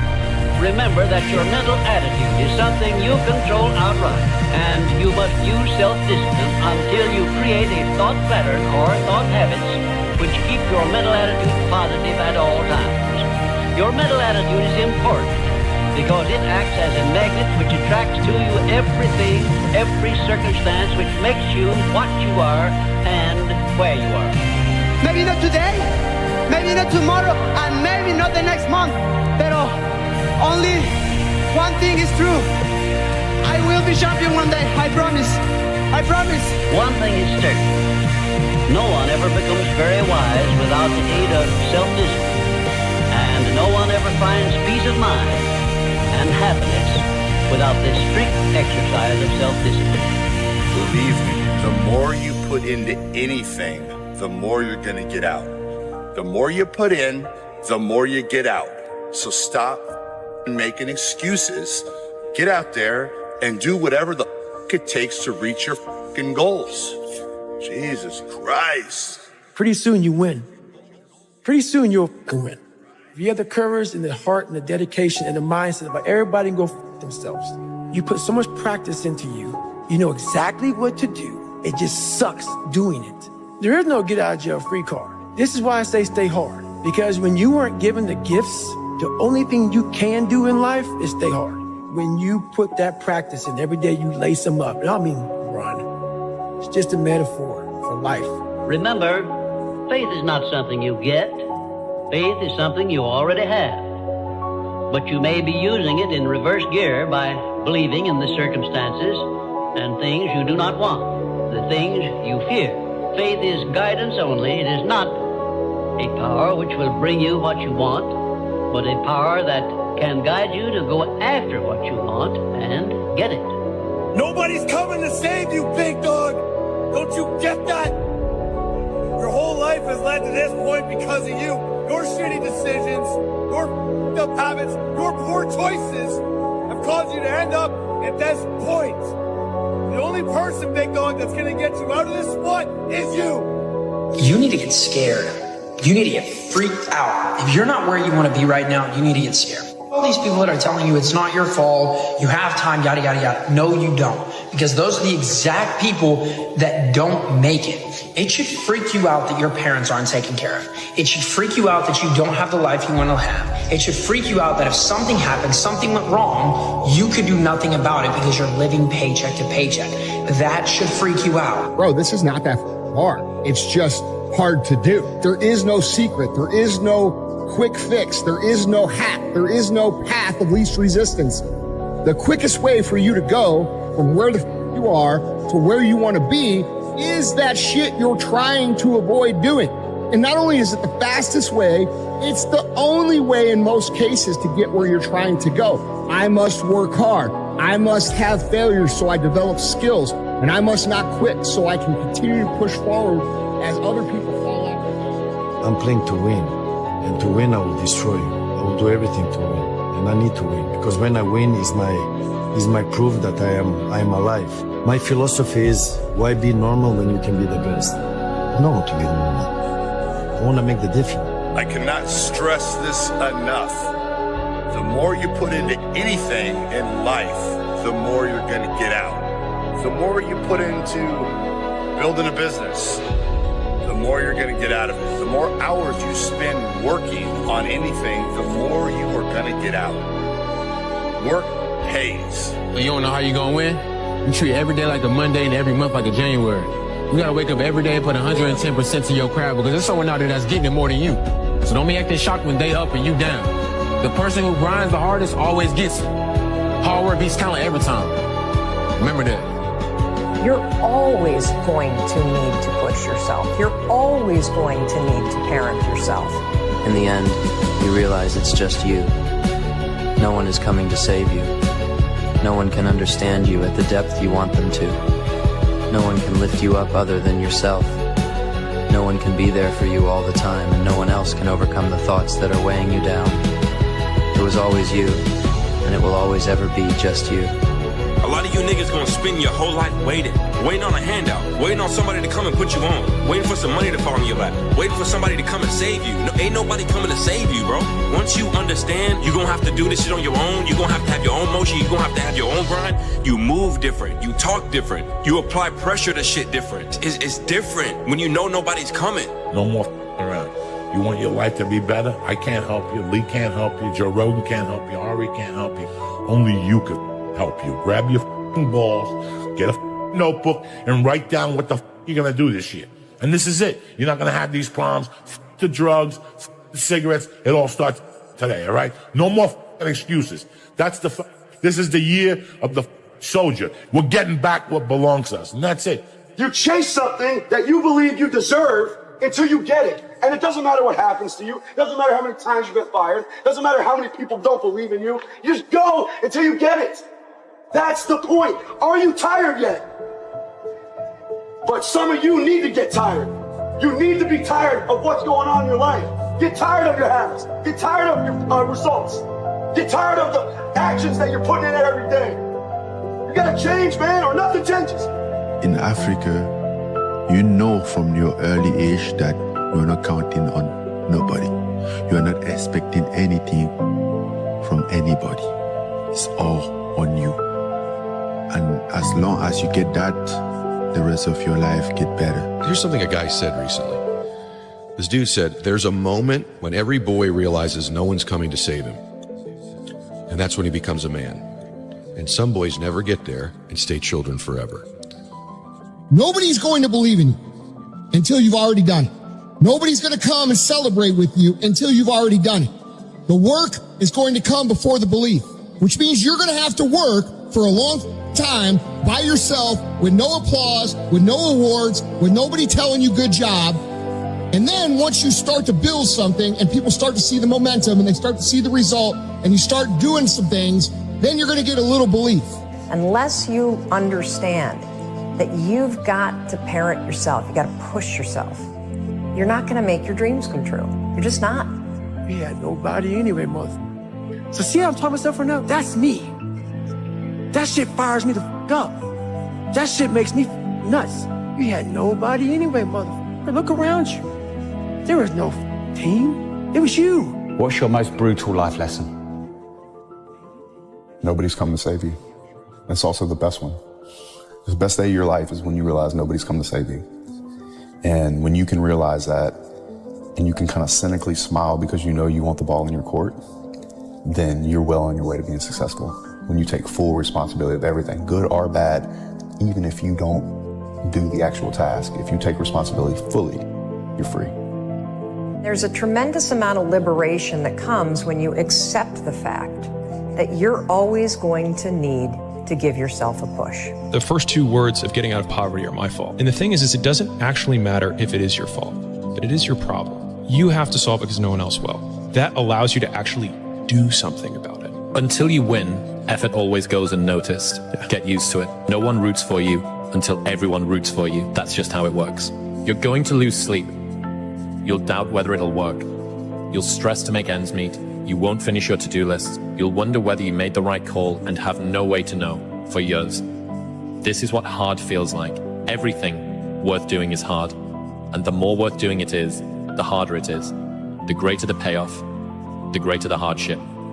If it's hard, good. It means no one else will do it. More for you. At some point, everything's going to go south on you. Everything's going to go south, and you're going to say, this is it. This is how I end. Now, you can either accept that, or you can get to work. That's all it is. You just begin. You do the math. You solve one problem, then you solve the next one. The bottom line is, no one's coming. No one. No one's coming to push you. No one's coming to tell you to turn the TV off. No one's coming to tell you to get out the door and exercise. Nobody's coming to tell you to apply for that job that you've always dreamt about. Nobody's coming to write the business plan for you. It's up to you. There is no perfect time to start. You got to start now with changing your life. You got to do your best work when you're at least motivated. So those days you don't want to do it, guess what you got to do? You got to second the up and do it. Stay hard. I just don't see the point. This idea you have that there's a way to be safe, it's childish and cowardly. It stops you from experiencing anything, including anything good. Once you've And I said, okay, I'm gonna give you the most extreme example, but I just want to see what happens, okay? What's the percentage chance of you making $1 million this year legally? And if you don't, everyone that you love dies. And everyone's like 100%, 100%, 1,000%. I said, what changed? The goal didn't change. The time frame didn't change. Why you're doing it changed. Would you wake up in the morning if everyone that you love's life depended on it and be like, yeah, well, maybe I should scroll on TikTok for a little while? No, you'd be like, I'm going to take action immediately. And so it doesn't need to be like a fear of losing everybody, but what's really behind that is like, why? So you never wanted a regular type life, right? Is that barbecues and ball games? Yeah.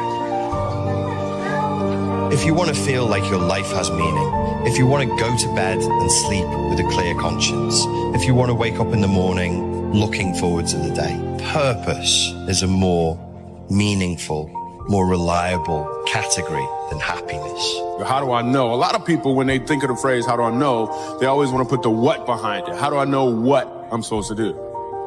The question that you really should ask is, how do I know why I'm here? Because when you know your why, your what becomes more clear and more impactful. In order to be successful, you need to have a powerful why. Why do you want to be successful? Why do you want to achieve great things? Why are you doing the shit that you're doing on a daily basis? Why? I ask people this on a daily basis and everybody gives me these generic answers. Because I want to help people. Because I want to give back. Because I want to live a happier life. Why? What's the why here? Why do you want to do these things? Why do you want to feel this way? Why do you want to help people? Why do you want to give back? What's the reason? If you don't have a powerful reason, you're never going to reach your goals because you don't have something that's pulling you towards them. You don't have something that's going to wake you up before your alarm goes off. That why is everything. My why is very simple. I want to be remembered forever and I want to inspire one person a day because I know what it's like to struggle with drugs and the alcohol and feeling like you're alone in life, having nobody to help you. What's your why? You know, when you're built different than everybody else and you have this desire for more and this desire for achievement and this desire to win, everybody else looks at you like you're and they'll tell you that too. You know, what the is wrong with you? Like, why can't you just relax? Why can't you just do this? Because I'm just not built that way, man. How do I manage all this misery and suffering and futility? It's like, well, I need to figure out what I would have to do in order to make that clearly worthwhile. And so then you have your goal and then you think, well, I need to move towards that incrementally because I'm kind of useless and can only do so much and maybe not even that. But all I have to do is be a little bit better than my miserable self yesterday. And that'll propel you forward very rapidly. If you don't have a strong enough why, if you don't know your compelling future, if you're not ready to climb through every brick wall, then go upstream and find that desire. Find it so when you're facing, oh my God, the money didn't come through, the bank fell through, the bank called their loan, or whatever you go through in different markets. You're just thinking, I just want to make more money to get the Ferrari. You have a reason for that Ferrari. You have a reason for your success. You have a reason for your future. That's when you say, oh, this failed, let's try again. That didn't work, let's try again. And how many times do you have to try again? Who knows? It could be 100, right? It's the people who give up on the 60th one and don't realize that your 61st time of getting past that failure was your next level. Well, the purpose is you. We forget that. Every day I wake up and I don't want to do something. Shit. I'm like, okay, man, do you want to be do you want to feel like a little, do you want to walk around all day knowing that you could, but you didn't? The main purpose in life is you.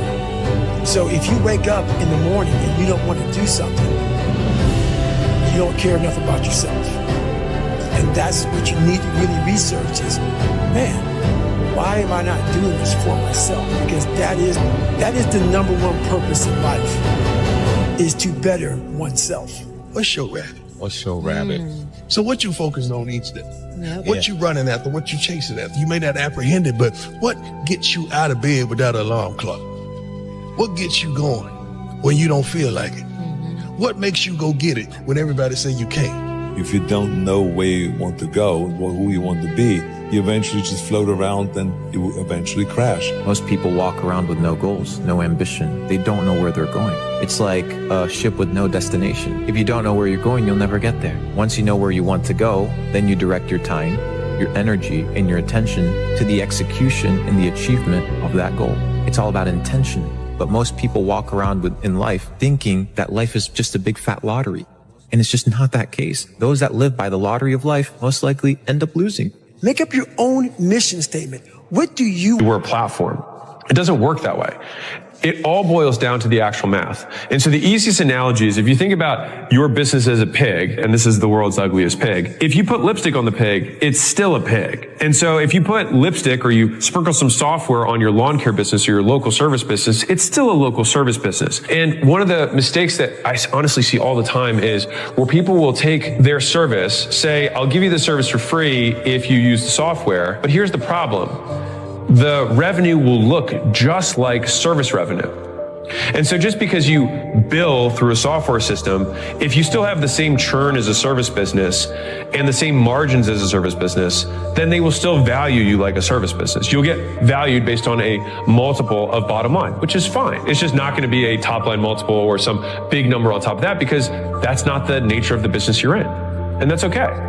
So I think just leaning into who you are and what your business really is, rather than wasting a tremendous amount of time trying to be something you're not, would serve a huge percentage of business owners. What do you say to all the people now that want to start a whole company? They're just like, I'm going to go buy businesses because that's what cool people do. Yeah. And I'm going to go hire an operator. You have any words for those people? Well, right now, buying businesses is like in vogue. I don't really know why it got in vogue, but my best guess is that we have so many people retiring right now that there's just a huge supply spike. And then a lot of people who'd never made their money buying businesses selling courses on how to buy businesses. Because the thing is, and this is kind of for the audience, is like, if you make your money buying businesses and you're really good at it, you don't need to sell a course. Like the best people at buying businesses buy businesses and hold them and invest. Like I think Naval said, like the best investors don't sell courses, don't invest in. Yep. You know what I mean? Because like if you're really good at it, you don't need to. Yep. And I kind of stick by that. And so it is kind of, and there's a lot of marketing dollars that are going behind that and a lot of content being made because it's like sexy. And the idea of buying a business for no money down that makes $500,000 a year, which is absolutely possible. Mm-hmm. You totally can do that. But the thing that they miss is that I can buy a business for $0 down that makes $500 or $1 million a year and know how to run it. If you've never run a business, and even if you do somehow magically pull off that deal, you're still screwed because you have no idea how to run a business. Mm-hmm. And so it's like you still lack the skills even though you can close the sale. Like I could sell that I could build a skyscraper. And if I somehow manage to BS my way through the negotiations and close the contract, I still have to build a skyscraper. And if you've never built a building before or even a house, very tough. And the likelihood that you then lose your ass on, because like you'll get the business that does $1 million in profit per year for $0 down, but not for $0. Mm-hmm. And that's the piece that I think a lot of people miss. It's like, it's not free. Like you have a liability or you have a debt if you use some sort of seller financing, creative financing, whatever. It's like, but now you owe this person. If you're broke and you don't want to be anymore, I'm going to read you some stats. I'm going to blow your mind. And then I'm going to give you 6 steps so you don't have to be.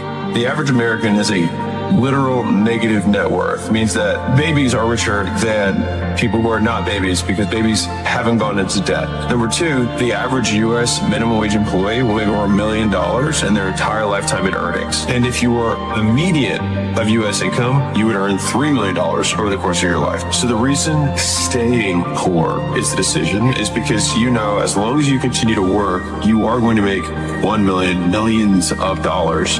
And most of the time, it's going in places that don't make sense. So challenge number 1 is the buy nothing challenge. It's very simple. You just buy nothing. So disconnect your credit card from Amazon, leave your wallet at home when you go to work, have no way to pay for stuff. You have your gas, you have your insurance, rent, car payment, buy food at discount grocery stores, you pack your lunch. That's all. If you buy nothing that is as austere or hardcore as my recommendations may appear, I do not ask people to do things that I haven't done. And so like when I was taking home $20,000 a month, me personally, I was in a house with 6 roommates and I split my bedroom with 1 roommate.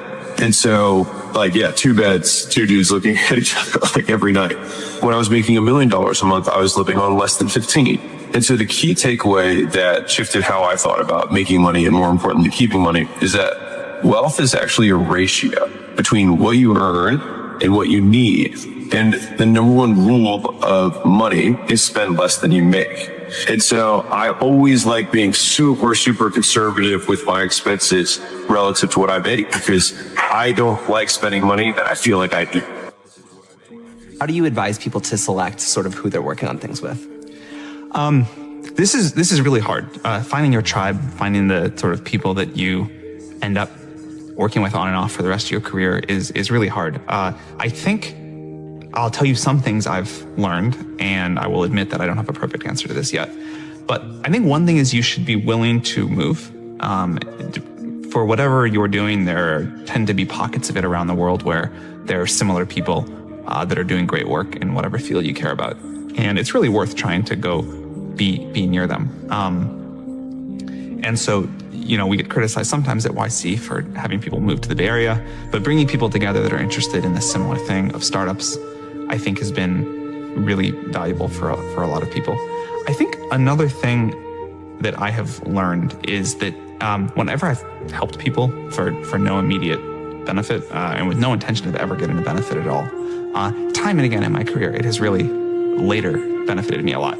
So I think you at some point often get to a point in your career where you're limited by how many good people you know, and how many of those you can work with or get to do things that together. And so just helping a lot of people and spending a lot of time with a lot of people has benefited me, you know, years after I've really helped someone for no reason. I get to invest in their startup and it goes on to be this huge success. Or we're able to like work on OpenAI together, any number of things. I think just trying to help a lot of people and out of that seeing who is really impressive and who gets things done is helpful. Treating people equally is not the same, is not recognizing who they truly are and taking advantage of their skills, you know. And I've learned that through Cent. I've learned that through all this. And, you know, like Cent and I talk, we'll be a much better organization. I'll be a better exec. I'll be a better investor. I'll be a better shark because I recognize that, you know, treating people equally is not the same as treating them, recognizing their skills and their differences. And for this audience, it's critically important, you know. And I think there's an opportunity now, and I know hopefully, you know, people like me will recognize that the old white guys, now nearly old white guys that are in positions of power, that there are things that you can do that I can't do, that there are things you see that I don't see. There are opportunities that you can create that I can't create. You know, we were trying to sell to the black community through the Mavs with multiple white men. We were trying to sell to moms with multiple white men. It's not that they're not capable. It's not that they're not skilled. It's just everybody brings something different to the table. First of all, I really need to give some thought to like, how can I provide advice that would be most helpful? And I'm not sure I've given enough thought to that to give you the best possible answer. But I think certainly being focused on something that you're confident will have high value to someone else, and just being really rigorous in making that assessment, because people tend to. A natural human tendency is wishful thinking. So a challenge for entrepreneurs is to say, well, what's the difference between really believing in your ideals and sticking to them versus pursuing some unrealistic dream that doesn't actually have merit? And that is a really difficult thing to tell you. Can you tell the difference between those two things? Right. You know? So you need to be sort of very rigorous in your self-analysis. I think certainly extremely tenacious. And then just work like hell. I mean, you just have to put in, you know, 80 to 100 hour weeks every week. Gosh. And It's then a lot of work. all those things improve the odds of success. Okay. I mean, if other people are putting in 40-hour work weeks and you're putting in 100-hour work weeks, then even if you're doing the same thing, you know that in 1 year you will achieve what they achieve. You will achieve in 4 months what it takes them a year to achieve. Bigger is better. How many agree with this? Okay? If you can live on 900 grand, the only people that won't go to 9 million are the people that are selfish. Unselfish people grow their businesses. Selfish people don't. Okay, if you're taking notes, if you're going to walk away with something today, I'm talking to the able people here. Give me the name of a great company that has 7 employees. I'm waiting. Give me the name of a great company that doesn't spend a load of money on advertising. Who is this company? Tell me, give me one name of any company that's great, this small. See, you built a business on a fantasy, right? Like I'm gonna get a State Farm, I'm gonna get an Allstate company. I'm gonna be an Allstate guy and I'm gonna make $900,000 a year. You're selfish, folks. See what I'm saying about the selfish person makes what they need. The unselfish person says, I'm going to make more than I need. We've also had a lot of requests from companies to port Next Step to other platforms, and we're talking to some of those companies right now. Now, Sun, we got a lot of requests from Sun customers to port Next Step to Sun. So a lot of them are saying, look, we may not want to buy them anymore, but we already bought 500 and we don't want to throw them in the bay. So can we put your software on them? Because Sun's falling behind in software. Now, Sun says they'd rather stick needles in their eyes than help us do this. That's a quote. And so we're evaluating right now which will be worse for Sun, if we port it or if we don't port it. And since we're fairly customer driven, we'll probably end up doing what the customers ask us to do, because we want to make them happy. Advice to young chefs from the age of 16 to sort of 29, 30 is 14 years of a sponge. You're absorbing knowledge. Don't take a job for the sake of money. Don't worry about earning £500 a month or a year more somewhere else. Go and get knowledge, because that becomes a bigger passport for everything. The money will come once you've mastered your craft and you become incredibly talented. Work for big chefs and find a different level of comfort. When things get too comfortable and you're still living with your parents and you've still got your first job and you don't want to move out because everything's too comfortable, get out. Put yourself in a strange situation in the middle of Barcelona. Put yourself in the middle of Paris. Put yourself in the middle of Belgium and see what's available. That's amazing how much confidence it gives you. And more importantly, it's great to sort of eat and travel at the same time. Fantastic. You just have to try different things, and even if 99% of them fail, you only have to be right one time. You don't have to figure it all out in advance. You can be wrong, you can pick the wrong career, you can pick the wrong job, you can pick the wrong spouse, you can pick the wrong whatever. And come to Microsoft. My parents thought I was a whack job. Neither one of them graduated college and they thought this was really a wild idea. I was lucky. I seized the day. Microsoft. One day, some guys fly in from IBM, and all of a sudden we figure out we could actually provide all the software they need for this thing that became the personal computer. People, Bill, Paul, they had the wisdom to seize the day when that opportunity presented itself. And yet, when you think of all the opportunities, when I think back of all the opportunities I've had, the one that was most important was an opportunity I got in 1969. Sitting in my junior high school class, I was in a public junior high, not very stimulated at the time, and over the loudspeaker, they said that a private high school in our area that I'd never heard of was giving scholarship tests that weekend. I told my mother I wanted to take them. She said, that's fine as long as you get a scholarship because we can't afford to send you there. But that's really where I got switched on. Switched on in math, switched on personally, energized in a way that never...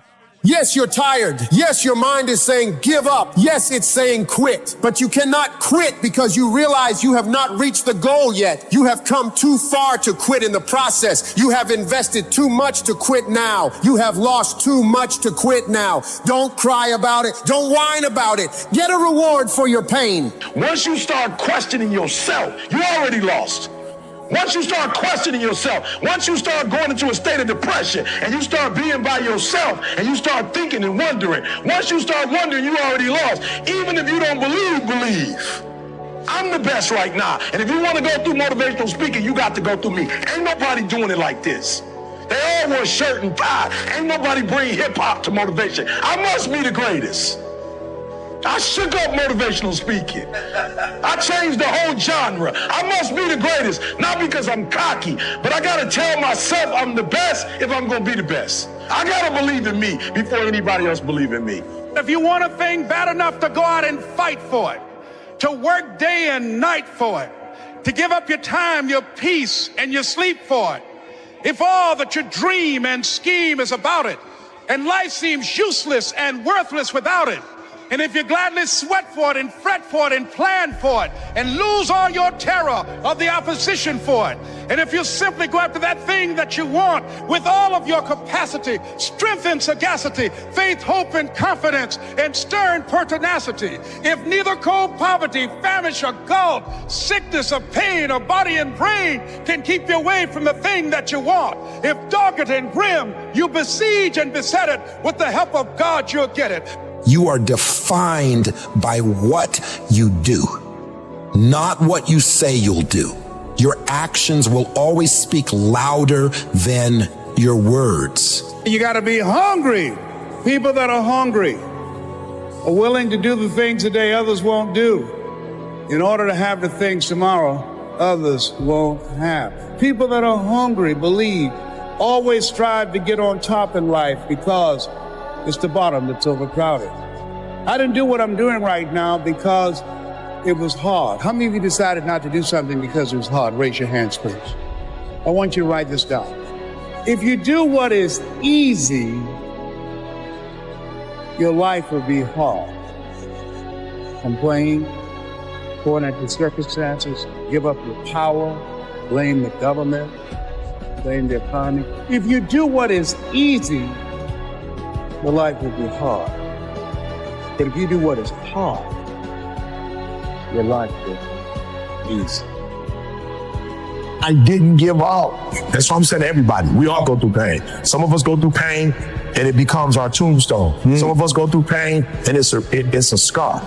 And we live a life of reward. So I'm just gonna say, again, 2025, do me a favor, check you. So you're in the ballot box and you're looking at all these options, doctor, lawyer, teacher, whatever you see, president, mayor, governor, do me a favor. Before you check off any of that, check you. The challenge of life, I have found, is to build a resume that doesn't simply tell a story about what you want to be, but it's a story about who you want to be. Nobody believes in you. You've lost again and again and again. The lights are cut off, but you're still looking at your dream, reviewing it every day and saying to yourself, it's not over until I win.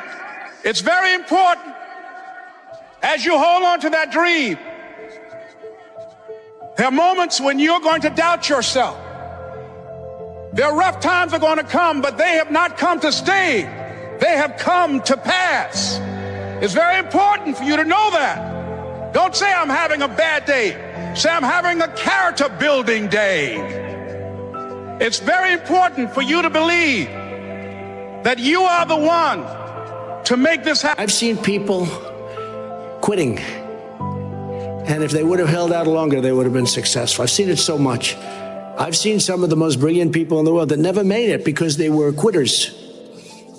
They were just quitters. They would quit. They just couldn't take it. They couldn't, whatever. But you can never give up. What's the one piece of advice you have for someone going through a hard time? Go right through it. Like right through it. Feel it. Be in it. Don't avoid it. Go completely in it. Feel everything. And then go right through it and get out the other end. Don't quit no matter what. Because it's like once you get into that frame of mind of quitting, you're always going to do that. So I always would just push myself to the top no matter what. You know, it's about 2.5 miles up. My best time going up the hill is like around about 14 minutes. And that was going to test everything in your body. But it gave me, I think, longevity. It gave me the endurance in the fourth quarter where I could finish, you know, the ball game where everyone else is tired.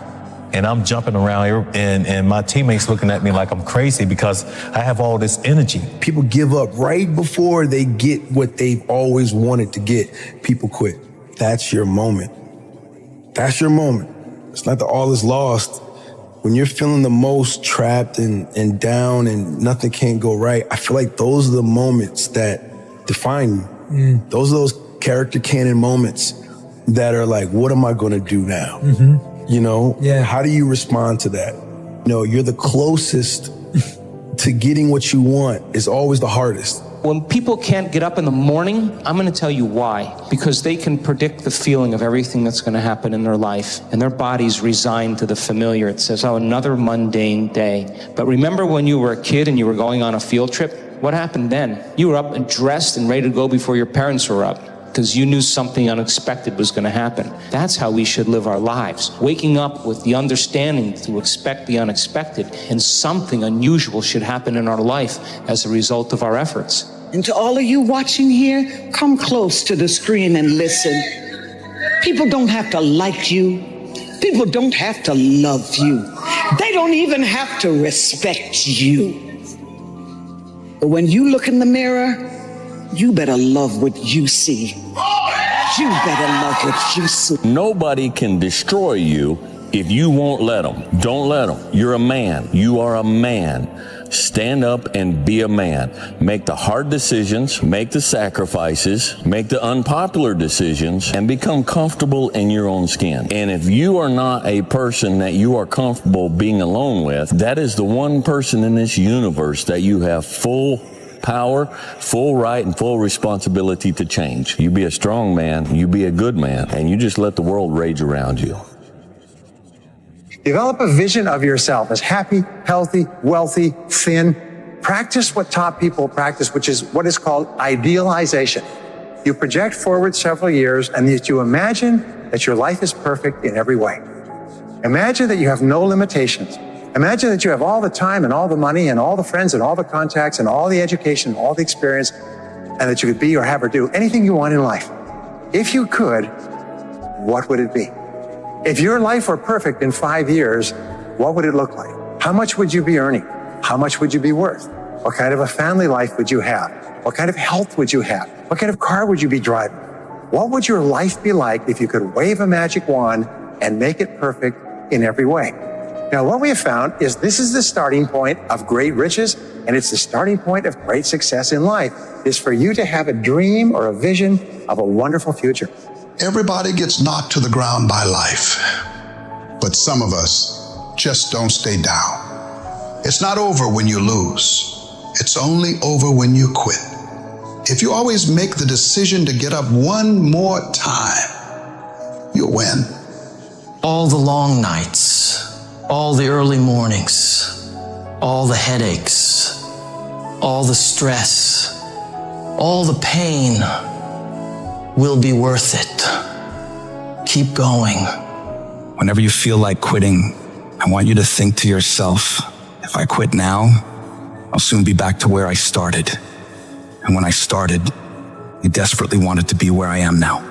Working on something. I might not be impressive right now, but I'm working on something. I might not have any money right now, but I'm working on something. I may be a student in school living off of Roman noodles, but I'm working on something. I may have to study while you go to the basketball game, but I'm working on something. I may not get to do all the fun things that you get to do, but I'm working on something. I'm in the gym because I'm working on something. I'm on the field running because I'm working on something. I'm reading books at 2 o'clock in the morning because I'm working on something. I'm exercising because I'm working on something. Anytime you're working on something, you got to go through a period of suffering. And if you lose over here, you're going to win over there. Who am I talking to this morning? If you're rejected, accept it. If you're unloved, let go. If they choose someone or something over you, move on. Not everyone you love will stay. Not everyone you trust will be loyal. I don't care about losing people who don't want to be in my life anymore. I've lost people who meant the world to me, and I'm still doing just fine. Do not follow the majority. Follow the right way. You can feel it when someone is not being real with you. Energy never lies. Always speak how you feel, and never be sorry for being real. Give people time. Give people space. Don't beg anyone to stay. Let them roam. What's meant for you will always be yours. I feel so much better when people don't know where I am and what I'm doing. You keep standing. No matter how rough the sea, you keep standing. No matter what, you don't give up.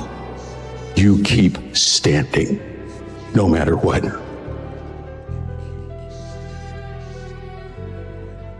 Their rough times are going to come, but they have not come to stay. They have come to pass. It's very important for you to know that. Don't say I'm having a bad day. Say I'm having a character building day. You must have some kind of vision for your life. Even if you don't know the plan, you have to have a direction in which you choose to go. I never was the kind of woman who liked to get in a car and just go for a ride. I had a boyfriend who would say, let's just go for a ride. I want to know, where are we going? Do we have a destination? Is there a plan? Or are we just riding? What I've learned is that's a great metaphor for life. You want to be in the driver's seat of your own life, because if you're not, life will drive you. I'm realizing that I have to daily show up for myself if I want my life to be what I want it to be. It is a battle. You have to have some sort of a plan. When I used to be a little bit more aimless, I was just like, oh, I want things to be good. It wasn't enough. You used to smoke, right? So if I came to you today and I offer you a cigarette, what would you say? No, sir. Nobody or nobody. No, sir. No. Sir, no, sir, nobody. Okay, so why? I don't want it. Yeah. Why? Because doesn't make me happy anymore. Yeah. Most people, you wouldn't say, what brand is it? Yeah. You go, no. And the reason why is you're no longer a smoker. It's not your identity. If you thought you're a smoker, you might go, well, what brand is it? Well, maybe I'll have one, whatever it is, right? It's like when people tell me, I'm on day 4 of not drinking or not smoking, I go, why are you counting? So you can tell people how many days you last this time before you go back again? It's like when you change your identity, I'm not one of those, you're not going to do it anymore. This is something that I've actually relied on a little bit myself. Whenever I get to a low point where I think, why do I even bother? I just remind myself, this is where most people stop, and this is why they don't win. Everybody has a turn back moment. You have a moment where you can go forward or you can give up. But the thing you have to keep in mind before you give up is that if you give up, the guarantee is it will never happen. That's the guarantee of quitting, that it will never happen no way under the sun. The only way the possibility remains that it can happen is if you never give up no matter what. I have never met anybody who became incredibly successful in any area of their life until they had suffered and sweated and sacrificed and kept their focus and fought through tears and trials and tests. And if you have a dream and you commit to it, it will come to pass. And the 5-second rule is very simple. The moment you have an instinct to move, you got to do it within 5 seconds or your brain will kill it. When you count backwards, 5, 4, 3, 2, 1, you interrupt habit loops. And the counting backwards requires focus, so it awakens this sucker right here, your prefrontal cortex. It's referred to as a starting ritual in habit research, a cheat code for your brain. The best line I've ever heard in my life. Sometimes when you're in a dark place, you think you've been buried, but actually, you've been planted. The ways we can change state. And the way I found to do it, and I taught for 41 years, is physiology first. The way we move determines the way we feel. And so you can't influence somebody else if you can't even influence yourself. Very often you'll see leaders who are in a crappy state and they're trying to lead somebody else. You can't do that. You can't get someone to do something you're not doing. You can't get someone to feel what you don't feel. You can't touch someone if you're not touched. You can't move somebody if you're not moved. So I measure 0 to 10, where am I throughout the day? And it's not like I have to be a 10 every moment, but I know where I need to be in order to produce the greatest result. And then I know how to change them. In short order, emotion is created by motion.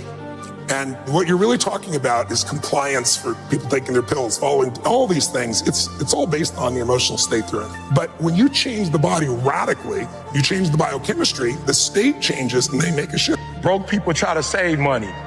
Wealthy people stimulate the economy. Just being real, broke people try to save money. I don't know what you think it's gonna do in your pocket. Pressed down, shaking together, not hiding, not holding close. For real, y'all be quick to do the scripture, but then you don't want to do what it said. It said, pressed down, shaking together, bro. The same measure that you give, it shall be, and you don't want to give nobody a tip. My wife like, how you give him 20%? He ain't do nothing. I said, I ain't tipping because of what he did. I'm tipping because of what I want. I'm not tipping because of the service my man gave me.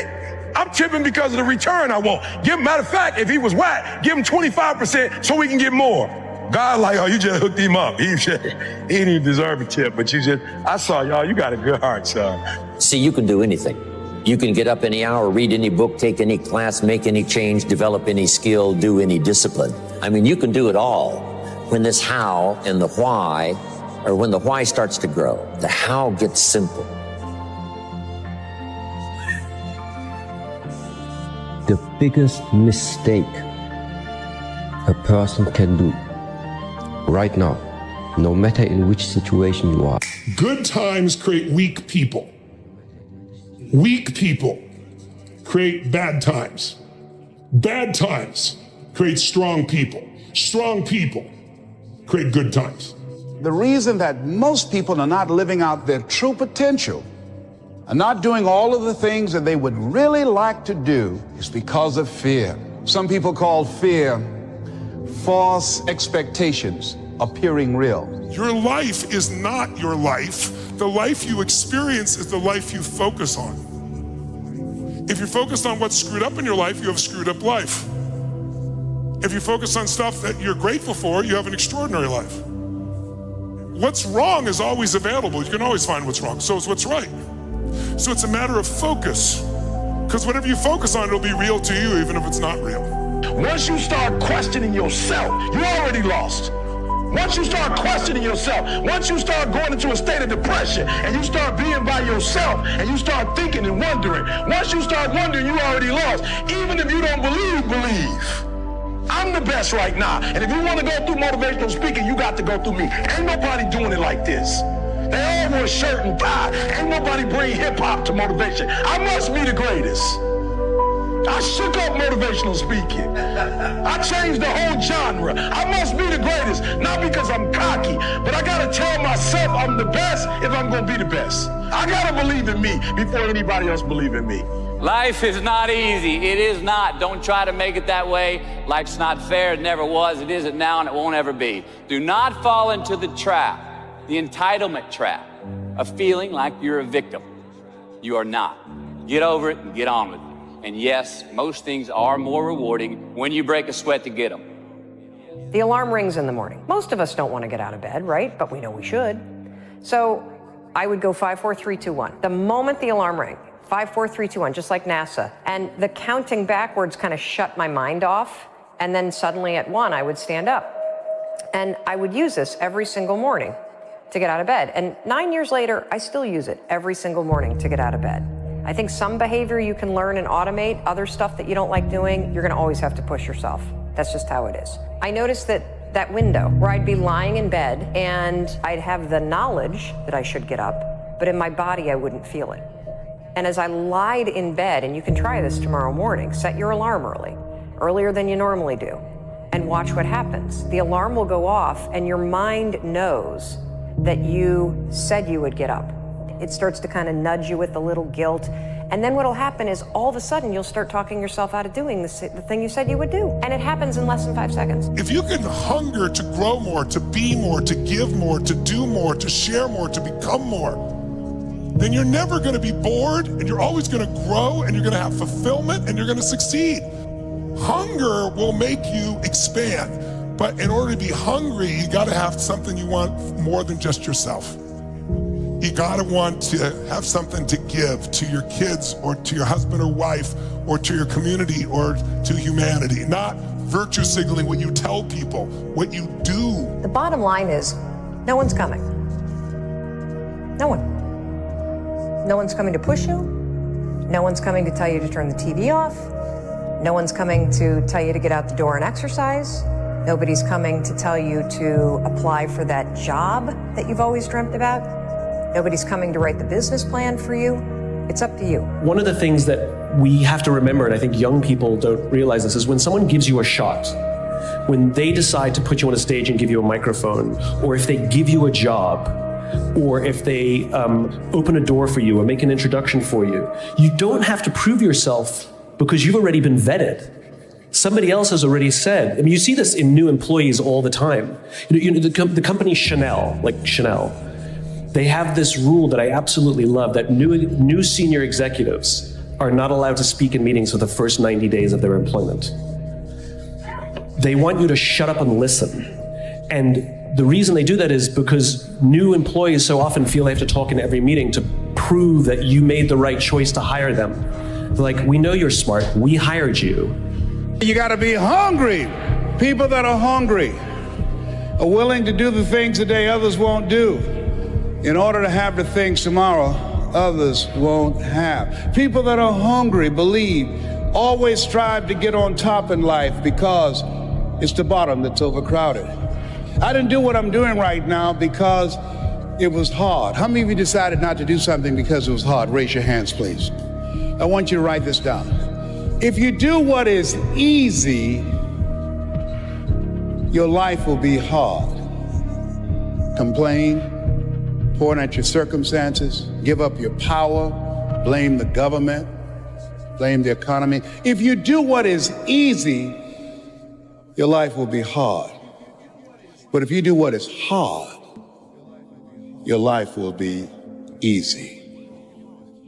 If you're not getting past this today, this week, this month, this year, all of a sudden a decade goes by and you're still hung up and you can't get rid of that thing, if it's holding you back from going where you want to go, maybe you should just deny the thing ever happened. And kick it in the head. Kick it off the curb. I'm done with you. I'm sick of you. I'm tired of hanging out with you. I'm tired of that thing, whatever it is, holding me back from going where I want to go. One of the coolest ways to actually get over somebody else, because we tend to complain about them, we tend to long for them, is to literally pick something about them that you can acknowledge and thank them for. Maybe this is the relationship where you finally were taught to listen to your intuition. Thank you. Next. It's so much easier to figure out who you're not. And if you start eliminating the who I'm not, by sheer mathematics, you end up moving toward more of what feeds you and who you are. And it's a hell of a lot easier thing to go, how can I get rid of some bullshit in my life, than it is to go, well, how do I go to my true self? Do I want to press the accelerator more quickly, or do I want to take my foot off the brake? Right. Yeah. You like to talk about the grind, but you don't really know what the grind's like. I know what the grind is like. I was homeless. I ate out of trash can. Now, go on the internet right now. I'm one of the #1 speakers in the world. People say, why you grind so hard, E? I might not be the #1 motivational speaker in the world 5 years from now. I got to get everything I can get right now. Every book I can write. Listen to me. My school is being paid for by the athletic department. I'm hot right now. You got to out-grind. So many of you heard me say this. Your father, listen to me, might own a company. Your mama might be a millionaire. You might come from privilege. Your daddy might hook you up with a car. He might know people. He might be able to get you a job. But you will not outwork me. You must have some kind of vision for your life. Even if you don't know the plan, you have to have a direction in which you choose to go. I never was the kind of woman who liked to get in a car and just go for a ride. I had a boyfriend who would say, let's just go for a ride.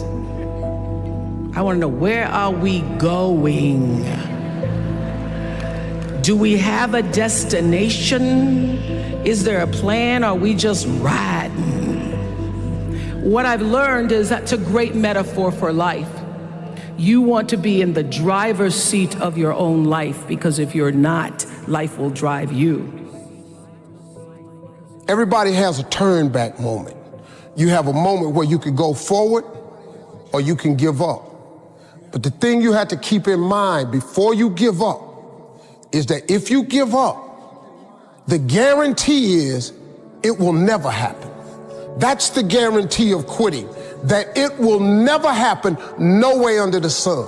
The only way the possibility remains that it can happen is if you never give up, no matter what. One of the things that's important in maintaining an achievement-driven mindset and a spirit of optimism is having someone in your corner, having someone who believes in you, having someone who can see what you can't see.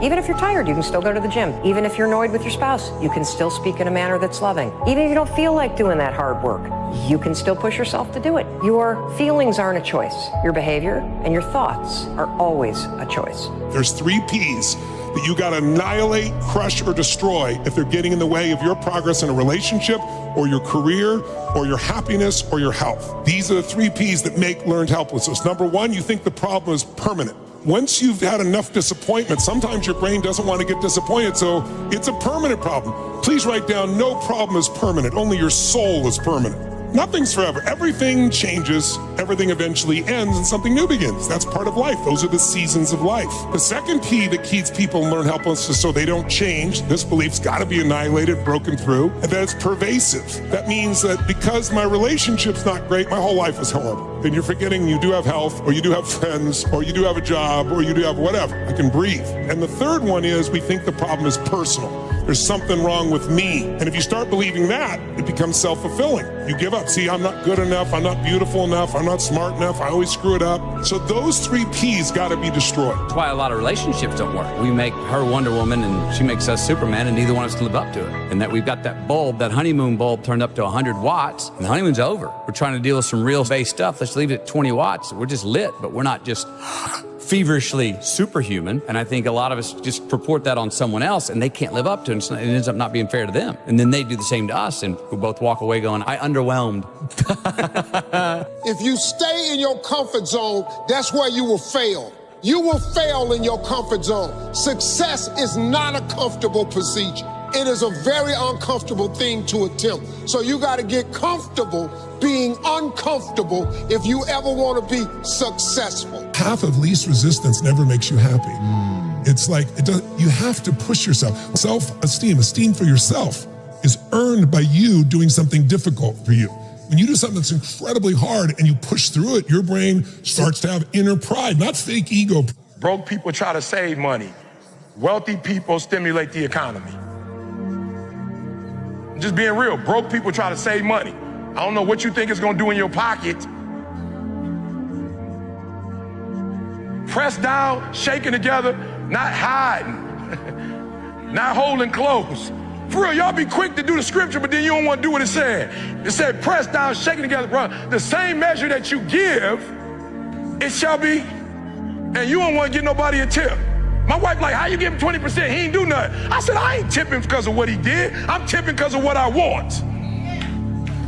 I'm not tipping because of the service my man gave me. I'm tipping because of the return I want. Matter of fact, if he was whack, give him 25% so we can get more. God like, oh, you just hooked him up. He didn't deserve a tip, but I saw y'all, you got a good heart, son. You have the power to do more than you can ever begin to imagine. Don't underestimate yourself. You don't know enough about yourself to become a cynic. And so you've got to challenge yourself to access that power that you have within you. You're more than a conqueror. See, you can do anything. You can get up any hour, read any book, take any class, make any change, develop any skill, do any discipline. I mean, you can do it all. When this how and the why, or when the why starts to grow, the how gets simple. And there's 2 very simple parts to the let them theory. Part 1, you're going to use whenever you feel yourself starting to get frustrated or stressed out or annoyed or worried about what somebody else is doing, feeling, or saying. Just say, let them. Let them say what they're going to say. Let them think what they're going to think. I'm going to stop trying to control them and just let them. And the second step is when you say, let me. And when you say, let me, you remind yourself that in life, there's only 3 things you can control. It's what you think, It's what you do or don't do, and it's how you process the feelings that are rising up. And when you say, let me, this is where you get your power back. Let me remind myself that my power is not in what other people are doing. My power is always in my response. And when you focus on your response, and particularly you focus on showing up in a way that makes you proud of yourself, you're now in control of your life. Why would you not go for it? Why would you not take a chance? At one point in time, you got to take a chance on you. What controls the quality of your life? What controls the quality of your life? Is it money? Can you have a lot of money and still have a horrible life? Yes or no? Yes or no? Is it relationships? Can you have someone who totally loves you and still be miserable? Yes or no? So there's only two things that control the quality of your life. Please jot them down. For the rest of your life, you want to remember. The quality of my life is controlled by two things: meaning and emotion. Meaning and emotion. The meaning you give to things controls the emotion that you feel. People come up with different meanings, and that produces different emotions, and those emotions make you make different decisions. When you're angry, you're going to decide differently than when you're playful or grateful or excited. So the secret to life is controlling meaning and emotion. I don't know what that dream is that you have. I don't care how far-fetched it might appear to be. I don't care how disappointing it might have been as you've been working toward that dream. But here's what I know, that dream that you're holding in your mind, that it's possible. When it was hard, I used to wish it was easy. I didn't know. And then Mr. Schoaf gave me a part of his very unique philosophy when he said, don't wish it was easier, wish you were better. The training never what?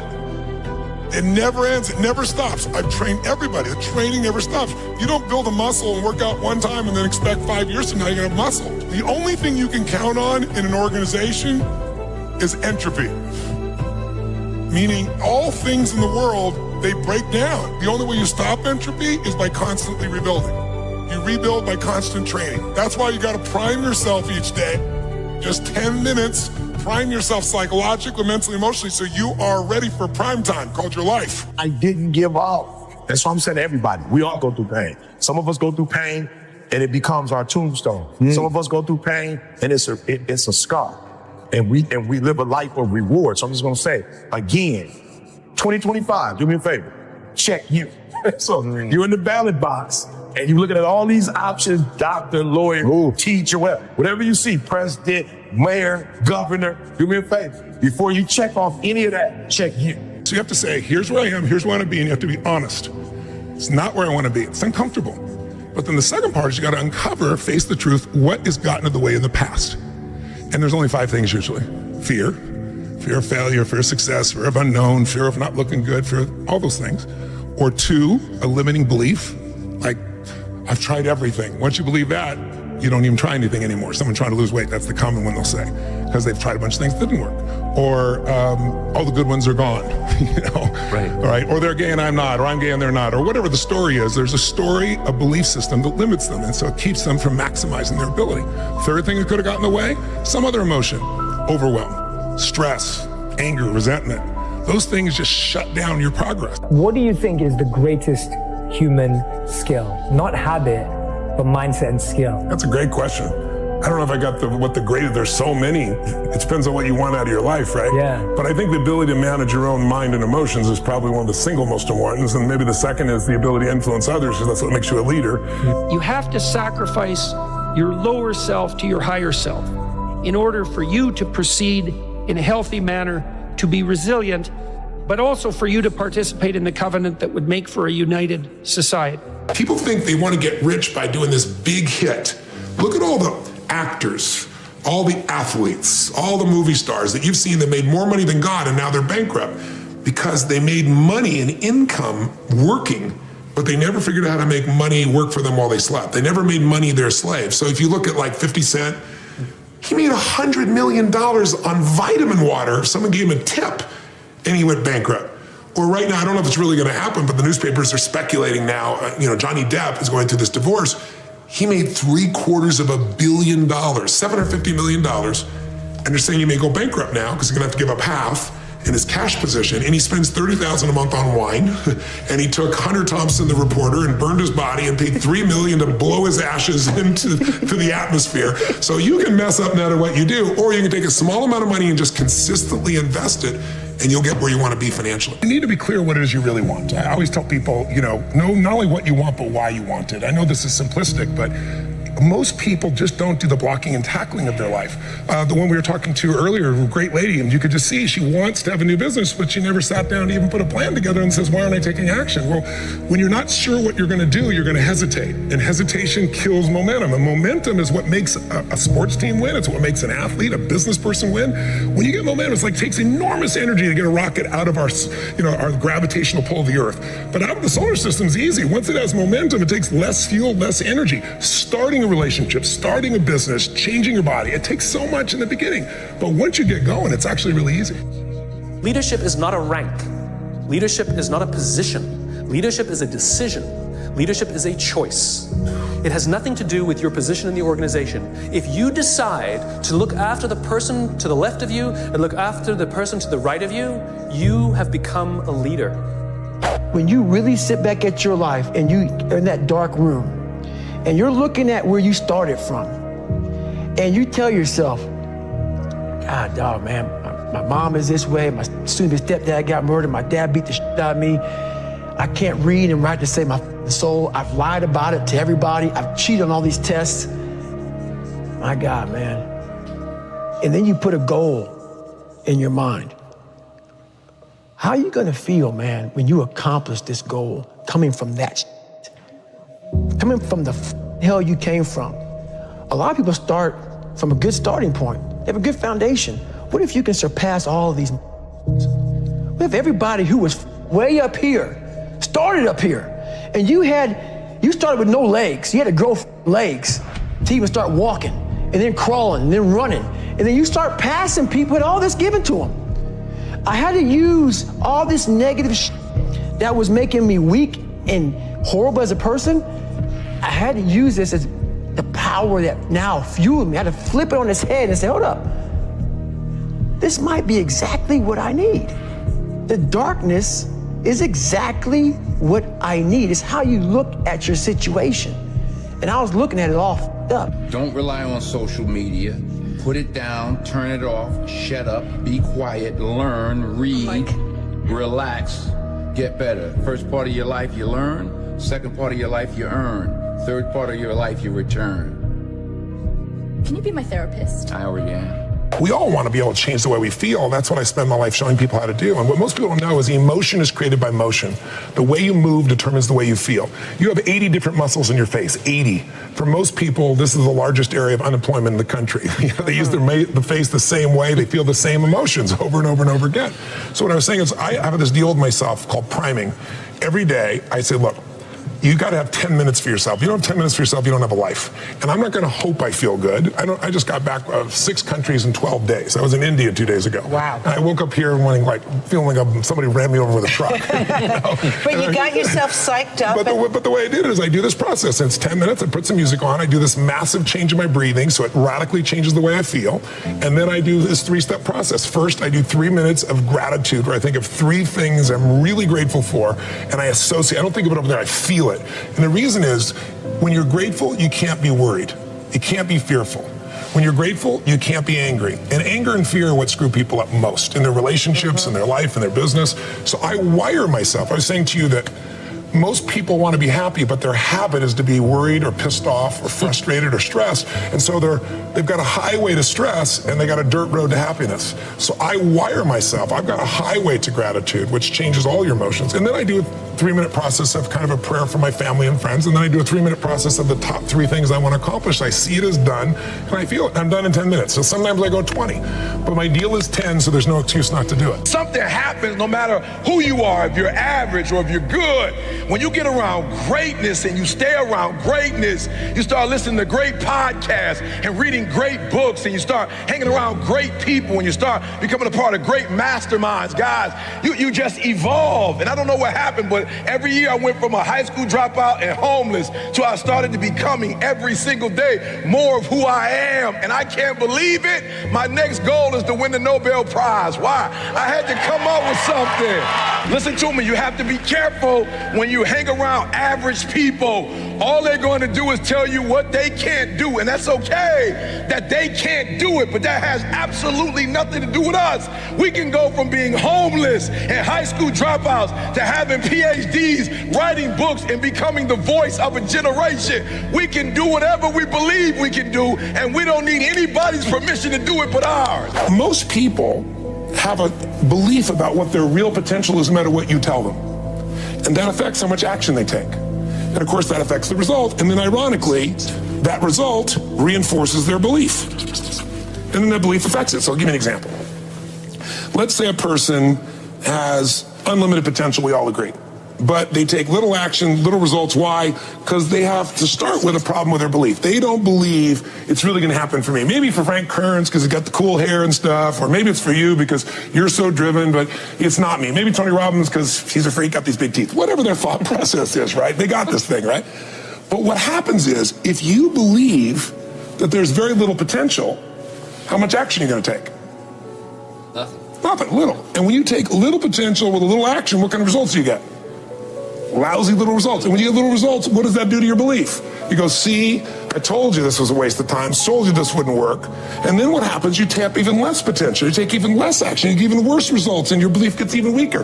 And this sucker feeds on itself until you are in a downward spiral. It's poisonous. It's poisonous and it's self-fulfilling. Now, what if something could happen that could come along and fill you with a sense of absolute certainty? Not like I believe, but mean where you know. In you guys' case, mine as well, we knew because we had to, because we burned the boats. There was no other option. We had to find a way. We weren't going to live that way. We all did it in different ways and for different reasons, but in essence, that was it. If you get yourself in a state of certainty that this is going to work, I'm going to find a way, and if this doesn't work, I will make the way, then you tap a lot more potential. And when you're certain in your potential, you take massive action. When you take massive action, you really believe in something, you get great results. When you get great results, your brain goes, see, I told you I was a stud. I told you this thing would work out. Now you're even stronger. You tap more potential, take greater action, greater results. That's how you went from $300 in a week to $2,500 in 5 days to $100,000 in a month to $1 million in a day. Same thing with you. And we get momentum. That's why the rich get richer and the poor get poorer. Now, some people go out and they go, well, I'm going to take a bunch of action, all right? I'm going to open this product, I'm going to try it. And they'll say to you, I even did it. But it's like a salesman who goes and knocks on the door, and he knocks on 100 doors and says, you don't want one of these, do you? Yeah, exactly right. And even if he doesn't say it verbally, his face says it because he doesn't believe it's going to work. So his voice, his body, the execution is so weak. Maybe if he talks to 100 people, somebody's going to buy out of pity. He's going to want his kids to starve, right? But he's not going to get the result. So the core difference in people is, how do you produce certainty when the world isn't giving it to you? You go out and you try, in your case, you're 100,000 in debt, nothing's working. How do you keep yourself going? The way you did it, the way I did it, the way you're doing it, we may not have done it consciously, is we didn't change our potential, that was there. And it wasn't even taking more action. Taking more action with a belief it's not gonna work, it's not gonna change anything. We got results in our head that made us feel certain as if it had already happened. We live in a world now that's so kind. We find the kind way around everything. Like, if you don't look good, I have to find a kind way of saying, I don't like your shirt. Right. That's not the approach. If that's the approach you're looking for, that book is not for you. Can't Hurt Me is not for you. The approach you have to take, at least I took, you take whatever approach you want. The conversation had to be a real, honest conversation. In the accountability mirror, guess what? I was fat. Don't find a kind word to say that, you know what, I've gained some weight. No, you're fat. When I couldn't read, not like, hey, you know, you have a learning disability. No, I cannot read. I have a 4th grade reading level, I'm struggling, and sometimes I call myself stupid. Not in a way to put myself down. So don't take it like, my God, those are so hurtful. Yeah, they're hurtful, dishonest. The conversation has to become an honest conversation of where you're at mentally. Where am I at mentally? I look like I feel like I'm falling behind in school. I'm lazy. My house is a mess. You have to look at what it is and call it what it is. Don't find words to make yourself feel better, because that's what So we hang around people that make us feel better, that tell us what we want to hear, not what we need to hear. And so we stay away from those people. And we stay away from those people, like our internal dialogue becomes that kind, it's okay, it's not okay. So that's where it starts. It starts with that accountability of it's not okay anymore. This can no longer be okay. And calling yourself out for exactly what you are and exactly how you need to fix it. Things I have realized, and many of us have, that if you want something out of life, if you want to change yourself, if you want to acquire something, if there's some goal that you want to reach, that is really not easy as some people will make us feel. That living your dream, changing your behaviors, overcoming negative habits, it's challenging. It's hard. That living alone is just very difficult. And once we begin to come to grips with the fact that living is difficult, life is very challenging. I heard a song once by a guy named Dimples called, "If it ain't one thing, it's another." I say to you, if it ain't one thing, it's 12 others. Always something. You will never ever have a problem-free moment in life. Somebody said, and I like this, that you either in a problem or just left one or headed toward one. Anybody found that to be so? Raise your hand if you know what I'm talking about. I mean, there's always something. So how do we begin to nurture that hunger? What are the characteristics or the qualities of people that are hungry? What will it take for me to get some of the things that I want? And being hungry for those things. Number one, you've got to work on yourself. It's very important that you engage in an ongoing process to develop you. Spend more time on yourself than what you've been spending. The number one thing that's going to change your life, the only thing that will change your life, change your business, change your money, change your relationship, is you must raise your standard. Now, I know that sounds boring, stupid, basic, but it's the truth. The only thing that changes our life long term is when we raise our standards. What does that mean? That sounds so boring and dumb. It means that all of us in life have things we want. We don't get what we want. We get what we have to have. Remember I said earlier, we all get what we tolerate in ourselves and other people. But when you're no longer willing to tolerate something, that's when your life changes. The difference in people is their standards, period. The difference in people is their standards, period. And what do I mean by standards? Everyone in the world has a list of things they think they should do. I should lose weight. I should work out. I should spend more time with my kids. I should work harder. I should make more calls. I should. And then you know what? People don't do their shoulds and they get mad at themselves and they what I call should all of. What's it called? What's it called? Outstanding, magnificent, unstoppable, extraordinary, not excellent. It's a different level. It's a level where you are not one of the best, you are the best. And you know what's amazing? You only have to be 2 millimeters more than everybody else and you get everything. You get the joy, the laughter, the fun, the family, the passion, the economics, the freedom, the spirit. It's all there. What Jerry Maguire called the Quan, baby. All of it. And it's just 2 millimeters above, and most excellent people give up because they're exhausted. And there's some people that go, the harder I hit it, the more I hit it, sooner or later it's going down, I'm not stopping. And when you do that enough, it pops open. Failure is part of life. I mean, the difference for me though is I look at failure as a stepping stone to success. It's a speed bump. I know I'm gonna fail, but it's not failure if you learn something. And so, gosh, I've made so many mistakes, I've screwed so many things up, but every time I do, it just becomes a way for me to explain to someone else what it takes. You know, it's like, here's what I've done. I think I have the ability to influence people because I talk about my failures. I talk about all the things that mess me up, but I show people that I didn't let it stop me and you don't let it stop you. And I think I think that's really the secret in that area. And if everything you touch was successful, you probably wouldn't be able to relate to people as much. No, you'll be relate, and also it's be total bullshit, and everyone knows it's bullshit. And also you'd be bored silly. I mean, think about it. If you just said, I want this and happen, I want this and happen, you know, people don't value what they don't fight for. You know, it's like you see kids sometimes in it, you know, your parents will say, you're not going to value this if you don't work for it. And your kid going, I'll value it, just give it to me, right? But it's true. Yeah. You know, the things we've worked the hardest for, we value the most. So I think, you know, the purpose of a goal is not getting it anyway. The purpose of a goal, you know, is who you become. Who you become is going to make you happy or it's going to make you sad. Yeah. So I'm not looking for an effortless approach. There's no such thing. I want you to look at something right now. Think of some major goal you want, or maybe it's one you're already working on and you have experienced a lot of setbacks, a lot of defeats.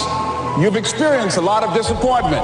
Maybe you've already given up. And maybe you just need a little fire, a little encouragement to get back in the game again. Here's what I want you to look at. There are winners, and there are losers, and there are people who have not discovered how to win.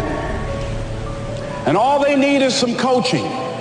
All they need is some help and assistance, just a little support. All they need is some insight or a different strategy, a plan of action to make some adjustments that will open up the key to a whole new future for them, that will give them access to the unlimited power that they have within themselves. That's all that they need. So what I want you to do is think about something you want for you, that's real for you, that's important for you, that will give your life some special meaning and power. And I don't even want you to say, I can do that. I don't want you to assume that. See, 5 years ago when I started out in this area, I would not have been able to make the mental leap that I would be up to where I am right now. I don't want you to begin to just psych yourself out. No. I want you to be able to say something to yourself that will enable you to maintain a level of integrity with yourself.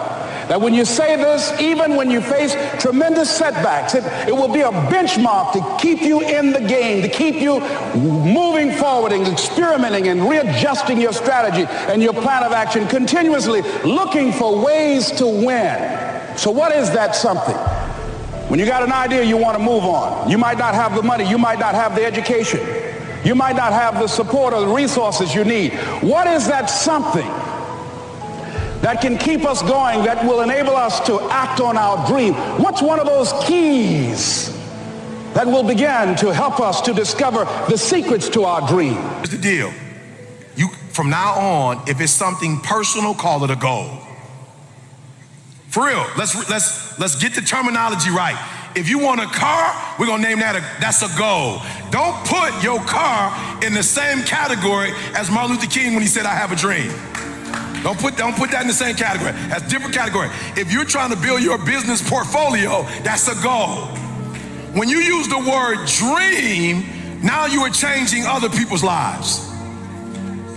When Dr. Martin Luther King said, I have a dream, he already had a PhD. When he said, I have a dream, he was already a minister at Ebenezer Baptist Church. When he said, I have a dream, he already had a car. When he said, I have a dream, he already had a wife. When he said, I have a dream, he already had children. When he said, I have a dream, he had already won the Nobel Prize. When he said, I have a dream, he had already met with the president. When he said, I have a dream, he was already one of the most influential people on the planet.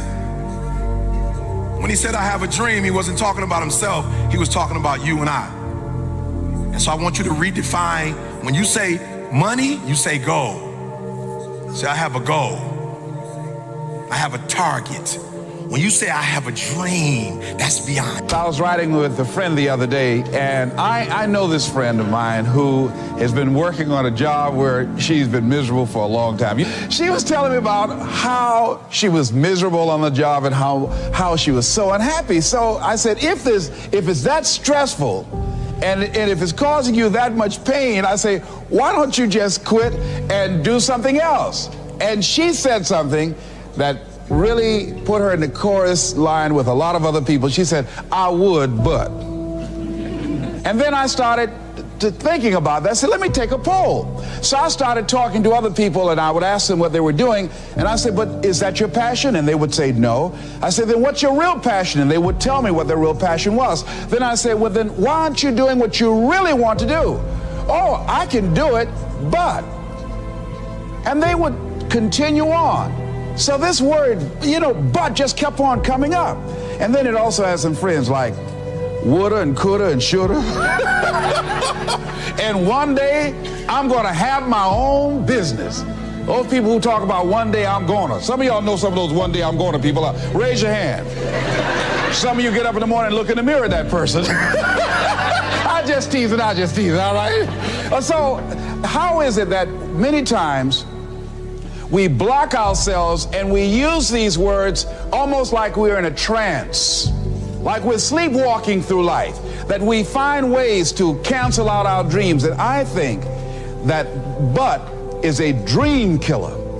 That a lot of things that we want to do, a lot of places we would like to go, a lot of things we would like to experience, and we just stop at but, and we build a case. In fact, I was reading something the other day that talked about but. It says, but is an argument for our limitations. And when we argue for our limitations, we get to keep them. How many of you ever decided not to do something based upon an assumption? Raise your hands, please. And so that's why it's important for us to be strategic and experiential and being able to tell the story to distract them from their current story, distract, dispute, break down the limited belief system, and inspire them to say yes to a new opportunity in their lives. And so as a result, I didn't do what I'm doing now because I had such a tremendous inferiority complex because of my lack of college education. I stopped myself. There's an African proverb that says there's no enemy within, the enemy outside can do us no harm. And so as you look at yourself, as you look at your goals, and look at your dreams, it's very important that you take time every day and write this down to retrain your thinking. You got to retrain your thinking. Because how we live our lives is a result of the story that we bought into. You know what's so funny? Before the beginning even begins. And what that means is I know that to get to the very end, I can see it right now. So before I went to Buds, and I was losing all this weight and shit, I saw myself walking across the stage at 191 pounds, because that's what I had to get to get into the door. I saw myself 6 months, a year later, whatever's gonna take me to do it, I saw myself walking across that stage, getting that certificate of graduation from Buds. And I was able to be there at 300 pounds. And that feeling that I was nowhere near that feeling, I was able to put myself there 1,000,000 times every day. And that feeling of like, my God, that is going to feel amazing. That's what made me suffer. That's what allowed the pain to be real and say, this is worth it. I want to feel for this next 18 months. It took me 18 months to finally become a Navy SEAL, to finally, just get through Buds. 18 months, it's 6 months. It took me 18. That's what woke me up every morning was, I'm gonna put myself through this much pain and suffering for a few seconds. That's all it is. A few seconds of joy. And it's so worth it, man. That's what people don't get. So I'm able to put myself at the finish line, even though I have no finish line, but at the finish line of an event before I even start the and say, how are you gonna feel at the end of this? Visualizing is my biggest tool of life. That's why I've been able to put myself in cold water, put myself in a 100-mile race millions of times before I've done it. And I'm able to go through the race and see how I'm going to feel at mile 50, almost to the exact feeling. Right, so when it comes up, it's no surprise. It's no surprise. I've already done this 1,000,000 times. Mm-hmm. Somebody said, and I like this, that you either in a problem or just left one or headed toward one. Anybody found that to be so? Raise your hand if you know what I'm talking about. I mean, there's always something. So how do we begin to nurture that hunger? What are the characteristics or the qualities of people that are hungry? What will it take for me to get some of the things that I want? And being hungry for those things. Number one, you've got to work on yourself. It's very important that you engage in an ongoing process to develop you. Spend more time on yourself than what you've been spending. It's very important. You owe that to yourself. I was reading a book by Og Mandino called The University of Success. Read one line, gave me a chill. I didn't have to read anything else in the book. He said, many of us never realize our greatness because we become sidetracked by secondary activity. We spread ourselves too thin, don't know how to say no. And we find ourselves doing all kinds of things and never ever have time to do those things that we need to do to work on ourselves. And then there goes a second. There goes another second. There goes another second. And we can't stop and hold time. And before you know it, you wake up one day and you're behind in your dreams and your bills.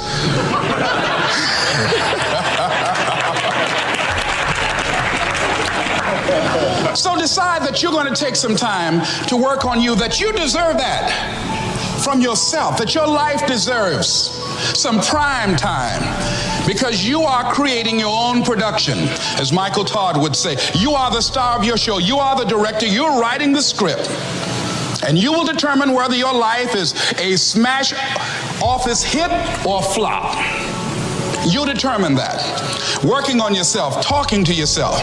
That's so very important. Overcoming the negative conversation, that inner dialogue that's going on all the time, even when you don't want it to be there. You can't stop yourself right now from thinking. You can't do it. It's going on. And so learning how to empower yourself, part of doing that is standing up to yourself. You've got to stand up inside yourself sometimes and say, shut up! You've got to do this. I was going to give a presentation, and this voice inside of me saying, you can't do this. You don't have everything it takes. I shut up! I'm behind on my bills, and you're telling me what I can't do. I have got to do it. You get scared sometimes. Your mind will go blank on you. Some people you will allow to unnerve you. And you wonder, what's wrong with me? I'm not crazy. That's why you've got to learn to make a conscious, deliberate, determined effort to stand up inside yourself. Working on yourself, watching that inner dialogue, it will determine the quality of your life. I don't believe this. I know this. I've had a challenge of losing weight. I'm walking through the airport, this voice say, why don't you have some M&M peanuts? No!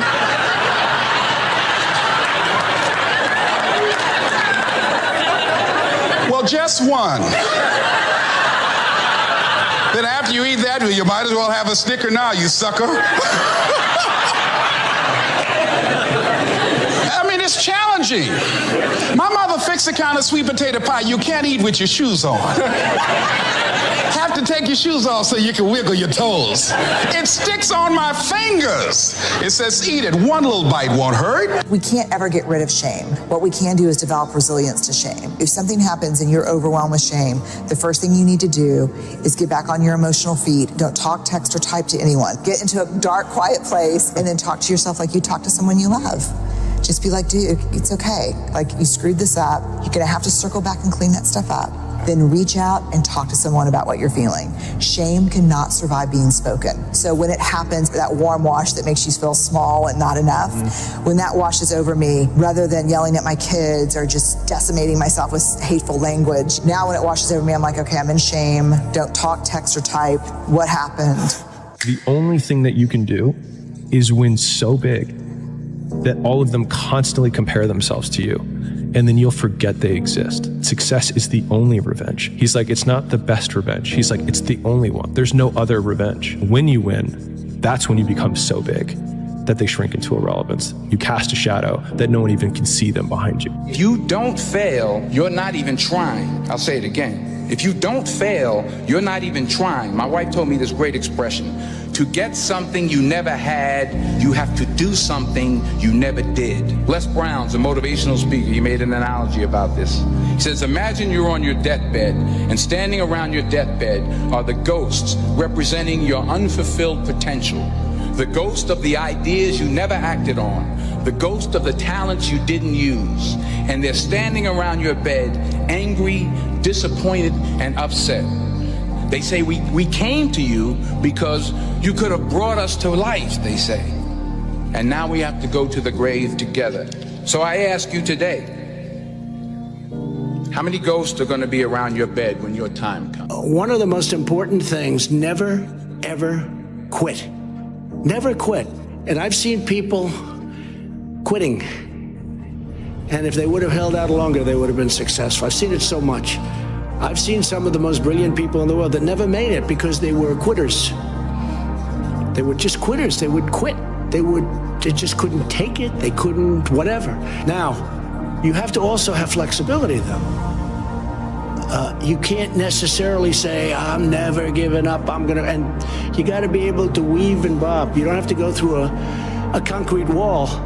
You have to have flexibility. You have to always be able to change course a little bit, maybe always with that same goal, but don't quit. How do you, or how can you, stay focused and disciplined for long periods of time? Cut out the distractions. It's not about focus. It's the same thing like it's not about motivation, it's about discipline. You know, it's not about these fancy, glamorous things. Focus, it's not about that. If you cut out all distraction, the only thing that's left is focus. So cut out all the noise, and I think for once you'll actually enjoy working. There are a lot of good ideas. There are a lot of good ideas. There are a lot of good ideas.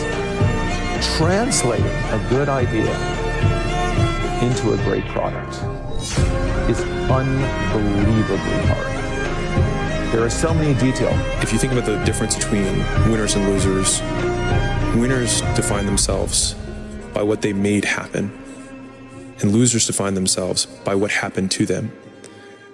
And the difficult part of the lonely chapter is that the Rocky cutscene lasts 90 seconds in the movie and lasts 5 years in reality. Rich people don't sleep 8 hours a day.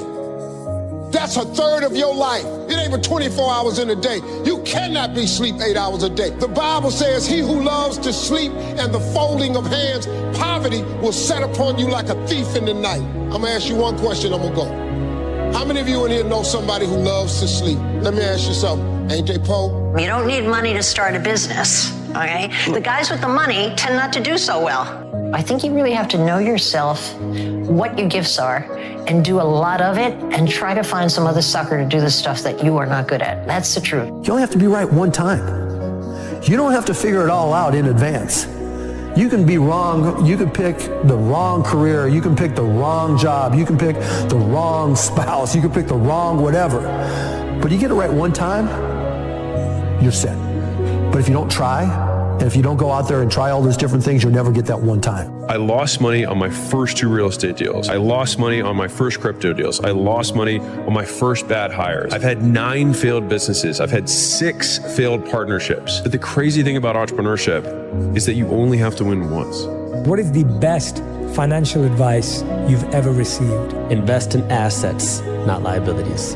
What is the worst financial advice you've ever received? The way to build wealth is saving your money. So true. Third question. What is something you used to value that you don't anymore? Material things. What is something that you think people think is important when it comes to money, but you realize that's not really the right focus? Net worth. Net worth is a crap indicator of real success. What was your biggest failure and how did it change you? I have to really think hard about that. Failure, never heard of it. There's your answer. Well, there's a ton of failures along the way, that's for sure. For SpaceX, first 3 launches failed, and we're just barely able to scrape together enough parts and money to do the 4th launch. If that 4th launch had failed, we would have been dead. So multiple failures along the way. I tried very hard to get the right expertise in for SpaceX. I tried hard to find a great chief engineer for the rocket, but the good chief engineers wouldn't join, and the bad ones, well, there was no point in hiring them. So I ended up being chief engineer of the rocket. So if I could have found somebody better, then we would have maybe had less than 3 failures. So many things go wrong when you're starting a company, and often I think people ask, what mistakes should you avoid making? And my answer to that question is don't even bother trying to avoid mistakes because you're going to make tons of mistakes, right? And the important thing is actually learning quickly from whatever mistakes you make and not giving up. Look around you in the world and see the problems people are having. Keep your eyes open, and when you discover one that you think you can fix, that is the beginning of a business, my friend. Focus on what you want to achieve and don't listen to all the noise. that noise is horrific and just really, really bad. And it's always going to be eating at you, but you've got to stay focused on the goal. Everybody has a turn back moment. You have a moment where you can go forward or you can give up. But the thing you have to keep in mind before you give up is that if you give up, the guarantee is it will never happen. That's the guarantee of quitting, that it will never happen, no way under the sun. The only way the possibility remains that it can happen is if you never give up no matter what. Great entrepreneurs know their weaknesses and surround themselves with solutions. The greatest people are self-managing. They don't need to be managed. If once they know what to do, they'll go figure out how to do it. They don't need to be managed at all. What they need is a common vision. And that's what leadership is. What leadership is having a vision, being able to articulate that so the people around you can understand it, and getting a consensus on a common vision. I've always worked my buns off, well beyond anybody I know in my peer group. Here's a decade plus of business lessons summarized into 60 seconds. Promise late, deliver early, learn fast, trust slow, bet big, test small, give first, ask last, ignore opinions, treasure facts, always promote, never slander, disregard doubters, believe in you, persist always, and stop never. I laugh every time I hear people saying, yeah, I don't like working for other people. I want to work for myself because I want to set my own hours and I want to,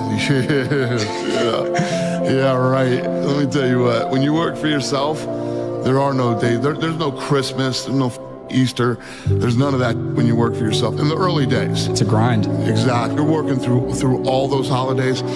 Every day something bad happens. Every day there's problems.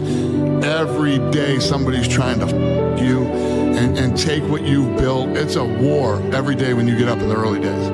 People are trying to invest too soon. They're like, I got $5,000, should I put it in crypto? No, you should not. You don't have any money to put at risk. Put the $5,000 in you, it's no money. Like, don't think you have any money, you're broke. So invest in yourself. Just keep investing in yourself until you actually have the ability, the marketplace proves that you have the ability to produce money over and over again. Business is war. There are competitors, winners, and losers. It's binary. You either make money or you lose it. For anybody young out there listening, love your life, right? Find the things that you can enjoy. Be curious. You don't have to have all the answers. Everybody has something that they're really, really, really good at. That could be world-class great. Every single human being on this planet. And the hard part is just finding what that is. The best way to stop depression? Work your ass off. You don't have time. You want to work so hard that you don't have time for depression. I knew nothing when I got started. Right? You have to remember, I was 19 years old when I started Facebook, right? So, probably like the same age or younger than most of you guys. And I knew nothing about business at all. You want to be rich? Don't be an employee. Okay. You want to be rich? Be an entrepreneur. Okay. But it's a choice. Employees have to save money, get out of debt, buy a house, right, and invest in the stock market. I don't touch any of that stuff. I'm not saying you shouldn't, but I don't have to. I'm an entrepreneur. I buy the gold mine. I get the gold. I buy the silver mine. I buy the real estate. I buy the hotels. I do not save dollars. Okay. I use debt to buy real estate. Right. I pay no taxes legally. Yeah. And I save gold and silver. When you grow up, you tend to get told that the world is the way it is, and your life is just to live your life inside the world, try not to bash into the walls too much, try to have a nice family life, have fun, save a little money. That's a very limited life. Life can be much broader once you discover one simple fact, and that is everything around you that you call life was made up by people that were no smarter than you. And you can change it. You can influence it. You can build your own things that other people can use. And the minute that you understand that you can poke life and actually something will, if you push in, something will pop out the other side, that you can change it, you can mold it. once you learn that, you'll never be the same again. The difference between successful people and non-successful people is here. If you want to be successful, you have to change this. What makes it hard is your lack of belief that it can happen for you. The fact of it is, though, it's very doable. This decision is yours and yours alone. If other people are putting in 40-hour work weeks and you're putting in 100-hour work weeks, then even if you're doing the same thing, you know that in 1 year you will achieve what they achieve. You will achieve in 4 months what it takes them a year to achieve. Facebook wasn't the first thing I built. I also built chat systems and games, study tools and music players, and I'm not alone. J.K. Rowling got rejected 12 times before she finally wrote and published Harry Potter. Even Beyonce had to make hundreds of songs to get Halo. The greatest successes come from having the freedom to fail.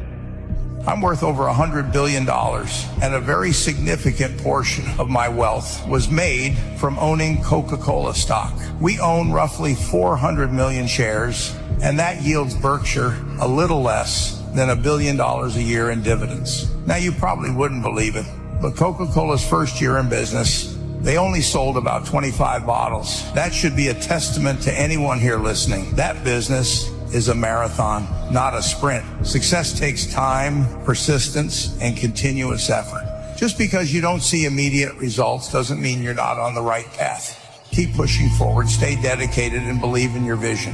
When you had that third failure in a row, did you think, I need to pack this in? Never. Why not?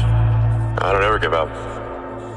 I mean, I'd have to be dead or completely incapacitated. I don't care what your business is, men, women, you have to understand that you're going into a huge lifestyle change. And I tell people it's not for everybody. Don't do it if you don't have the stamina to get kicked around and driven into the ground and get up and do it again and beaten up by people that tell you, this is not kumbaya stuff, this is hardcore stuff. Do you like having a tough skin?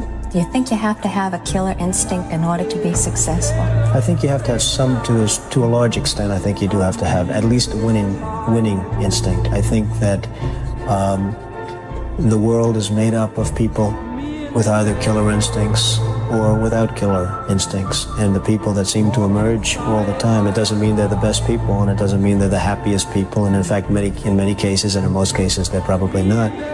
But the people that seem to emerge are the people that are competitive and driven and with a certain instinct to win. You use the word competitive and driven. I'd like to know, what drives you? Enjoyment. Pure and simple enjoyment, Rhonda. I want to buy the enjoyment, but somehow I feel that there's something underneath it, that there's something more that makes you want to succeed, want to be who you are. I didn't believe in weekends back then, not to mention vacations. So I'm, fairly lazy compared to myself in my 20s, where I was a true fanatic.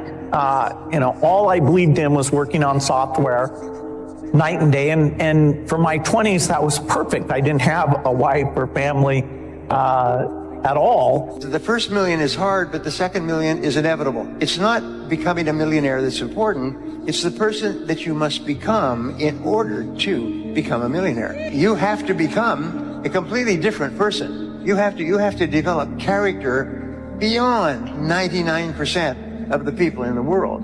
You have to develop honesty and discipline and quality relationships and the willingness and the ability to work and set priorities and all kinds of stuff. Discipline is art. Yeah, I think it is, because it's beautiful for me to see. When I see someone who's really, truly disciplined, who like a David Goggins, someone who just truly maximizes the grind, I feel like there's an art to that. One of the things I see in new businesses is they're often looking for perfection.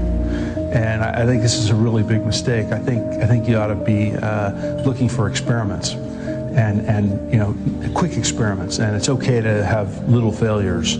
And what you want to do is learn as much as you can very quickly and try things. And certainly when we were a small business, we'd go out and try all sorts of things to find what would work. And then we found something to work well. do that 100 more times or 1,000 more times.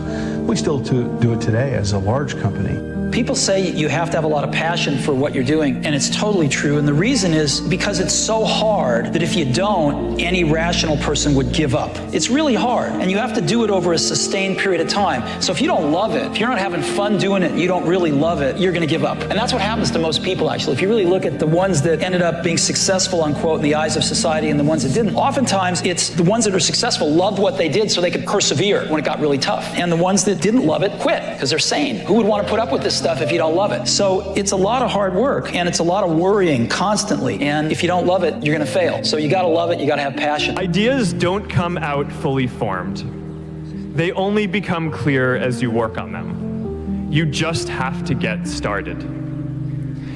If I had to know everything about connecting people before I got started, I never would have built Facebook. Movies and pop culture just get this all wrong. The idea of a single eureka moment is a dangerous lie. It makes us feel inadequate because we feel like we haven't had ours yet. And it prevents people with seeds of good ideas from ever getting started in the first place. Most people do a lot of talking and most people don't put in the effort. There's nothing you can accomplish in life with the right amount of work. The challenge is, are you willing to do the work? And the reality is most people aren't, but that's the opportunity, right? It's like people at school. Most people are lazy, right? They barely get through it, and so that creates opportunity. I tell my kids that A, if they want something, they're gonna have to earn it. Yeah. And B, if they don't work hard enough to earn it, I'm gonna sell them off as medical experiments. That's the line in our house, right? I'm going to sell you off as medical experiments. You need money? Okay, we'll sell you off as a medical experiment. We can get you money that way. I'll go give blood. Dad, I'm 7. I don't care. My key to success for you or for anybody else is make sure you're the first one in there every day and the last one to leave. Don't ever take a lunch break or go to the bathroom. You keep working. You never know when that opportunity is going to come along. God got great life for you, man. But you're going to have to ask for it. And when you ask for it, you're going to have to believe it. After you believe it, you got to put your work in. See, getting what you want is up to you. How you get there, that's up to God. See, the problem with you is you trying to figure out how to do something. Listen to this. The how-to ain't none of your business. Stop sitting in here with a life of mediocrity when that ain't what God created you for. You see, I'm so loyal to people. Maybe I'm loyal to a fault, but I'm so loyal to people that when somebody's slightly disloyal to me, I look upon it as a great act of horror. Then how are you different than you were 3 or 4 years ago? Well, I used to say, and in fact, I think I said in my first book that, and maybe this was foolish, but I really meant it, that someday I'd like to maybe lose everything for a period of time to see who's loyal and who's not loyal.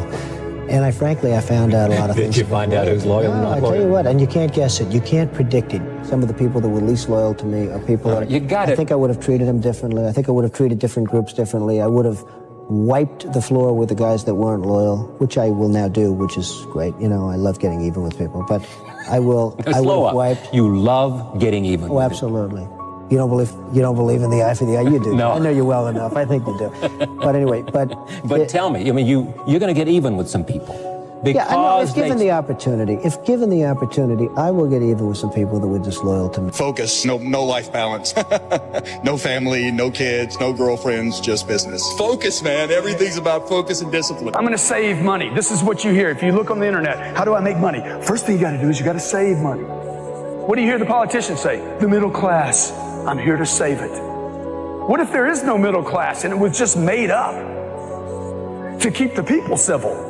We gambled the company on Lisa. If Lisa had bombed, Apple would be just one more computer company. Everything went into that. For 3.5 years, the best and the brightest at Apple worked on this product. Now, how come they came to Apple to work on this? We hired these people from other companies. And the reason they came to Apple was because they knew what to do, but the companies they were working for wouldn't take the risk and do it. And we said, come to Apple and build this. And they said, well, who do I have to convince to do that? Nobody, just go do it. And we got a collection of I think some of the finest computer scientists in the world that just went and did it. What would be one word of advice you would have for an upcoming businessman, for a future businessman? Knowledge. But if it's one word's very hard for that, but the word is knowledge. But you get knowledge through experience. One of the things people talk about is luck. And I do believe that people are lucky, and some people are luckier than others. I do believe that. But there's also an expression, the harder you work, the luckier you get. And I can tell you 10 instances where I didn't quit when it was 1990, the world was coming down, the debt markets were everybody, all of my friends and enemies were going bankrupt. I never did. And the times were actually just terrible. And even today, you look at times and you see what happens and you have to learn. But the word luck is very interesting. But if I didn't work really hard, I probably would not, almost definitely would not be here today. And unless you had me up as a man who at one point was successful, but let's see what a loser looks like. So you have to work hard, because it is true, you can develop luck through hard work. If you're not going to work, like a 10-hour day is a short day for me. I hear more people promoting this 4-hour idea, okay? Like Tim Ferriss, I just call him out right now. It is complete bunk. It is complete bullshit. You cannot outsource everything. This idea that you're going to be a solopreneur, outsource or work 4 hours or part-time, you guys try to do the part-time thing, you will have full-time problems. Forever, to the end of your life. Not only will you have problems, because you're selfish if you're trying to do a 4-hour work week. You're selfish. You're thinking only about yourself. If you're giving great customer experience, the only way to do that is with happy people. You can't do it with a set of miserable people watching the clock all day. So does that include work-life balance and all those things? Yes, but I teach 3 leadership classes a year at Amazon. I'm a part of it. They're bigger classes, but I come in and teach a session. And I always talk about work-life balance, except I like to use the phrase work-life harmony rather than balance, because to me, balance implies a strict trade. Whereas I find that when I am happy at work, I come home more energized, I'm a better husband, a better dad, and when I'm happy at home, I come in and better boss and better colleague. And so it's not, you could be out of work and have terrible work-life balance. Even though you've got all the time in the world, you could just feel like, oh my God, I'm miserable, and you would be draining energy. And so you have to find that harmony. It's a much better word. And I think for most people, it's about meaning. People want to know that they're doing something interesting and useful. And for us, because of the challenges that we have chosen for ourselves, we get to work in the future, and it's super fun to work in the future for the right kind of person. Your first book, The Art of the Deal, begins with a simple sentence that many people might find hard to understand. You say, I don't do it for the money. Can you explain that? Well, I do it because I love it. If I didn't love it, I wouldn't do it. I have bad days, I have good days, I have days somewhere in the middle. But the end result is I love what I'm doing, and I don't do it for the money. And I make money because probably I'm not doing it for the money. I do it, and I do it well. I'm the biggest developer in New York. I love building buildings. I have a lot of fun building buildings. The fact is, I do it for fun, I do it for game, I do it for sport. I happen to make a lot of money doing it. If I didn't enjoy it, if I didn't really love what I'm doing, I wouldn't be successful. I wouldn't be sitting with you today. And what's the implication of that for someone watching this who wants to create greater wealth? What's the message in that, do you think? Well, the message is you have to love what you do. If you do it for the money alone, it's probably not going to work. I have friends where I tell them, get out of this business, which is a good business, and go into another business, which isn't as good a business, because they like the other business better. They'll do better in a less good business, so to speak, than they will in the better business because they like it. Never, ever give up. Just keep going forward. Never stop. It may seem like you have no chance. It may seem like it's over. Never, ever quit. If you're a quitter, I hope you quit right now and stop watching immediately, because you'll never make it. So many things go wrong when you're starting a company, and often I think people ask, what mistakes should you avoid making? And my answer to that question is don't even bother trying to avoid mistakes, because you're going to make tons of mistakes, right? And the important thing is actually learning quickly from whatever mistakes you make and not giving up. Right, and I mean, there are things every single year of Facebook's existence that could have killed us or made it so that it just seemed like moving forward and making a lot of progress just seemed intractable. But you just kind of bounce back and you learn, and nothing is impossible. You just have to kind of keep running through the walls. For me, entrepreneurship is about creating change, not just creating companies.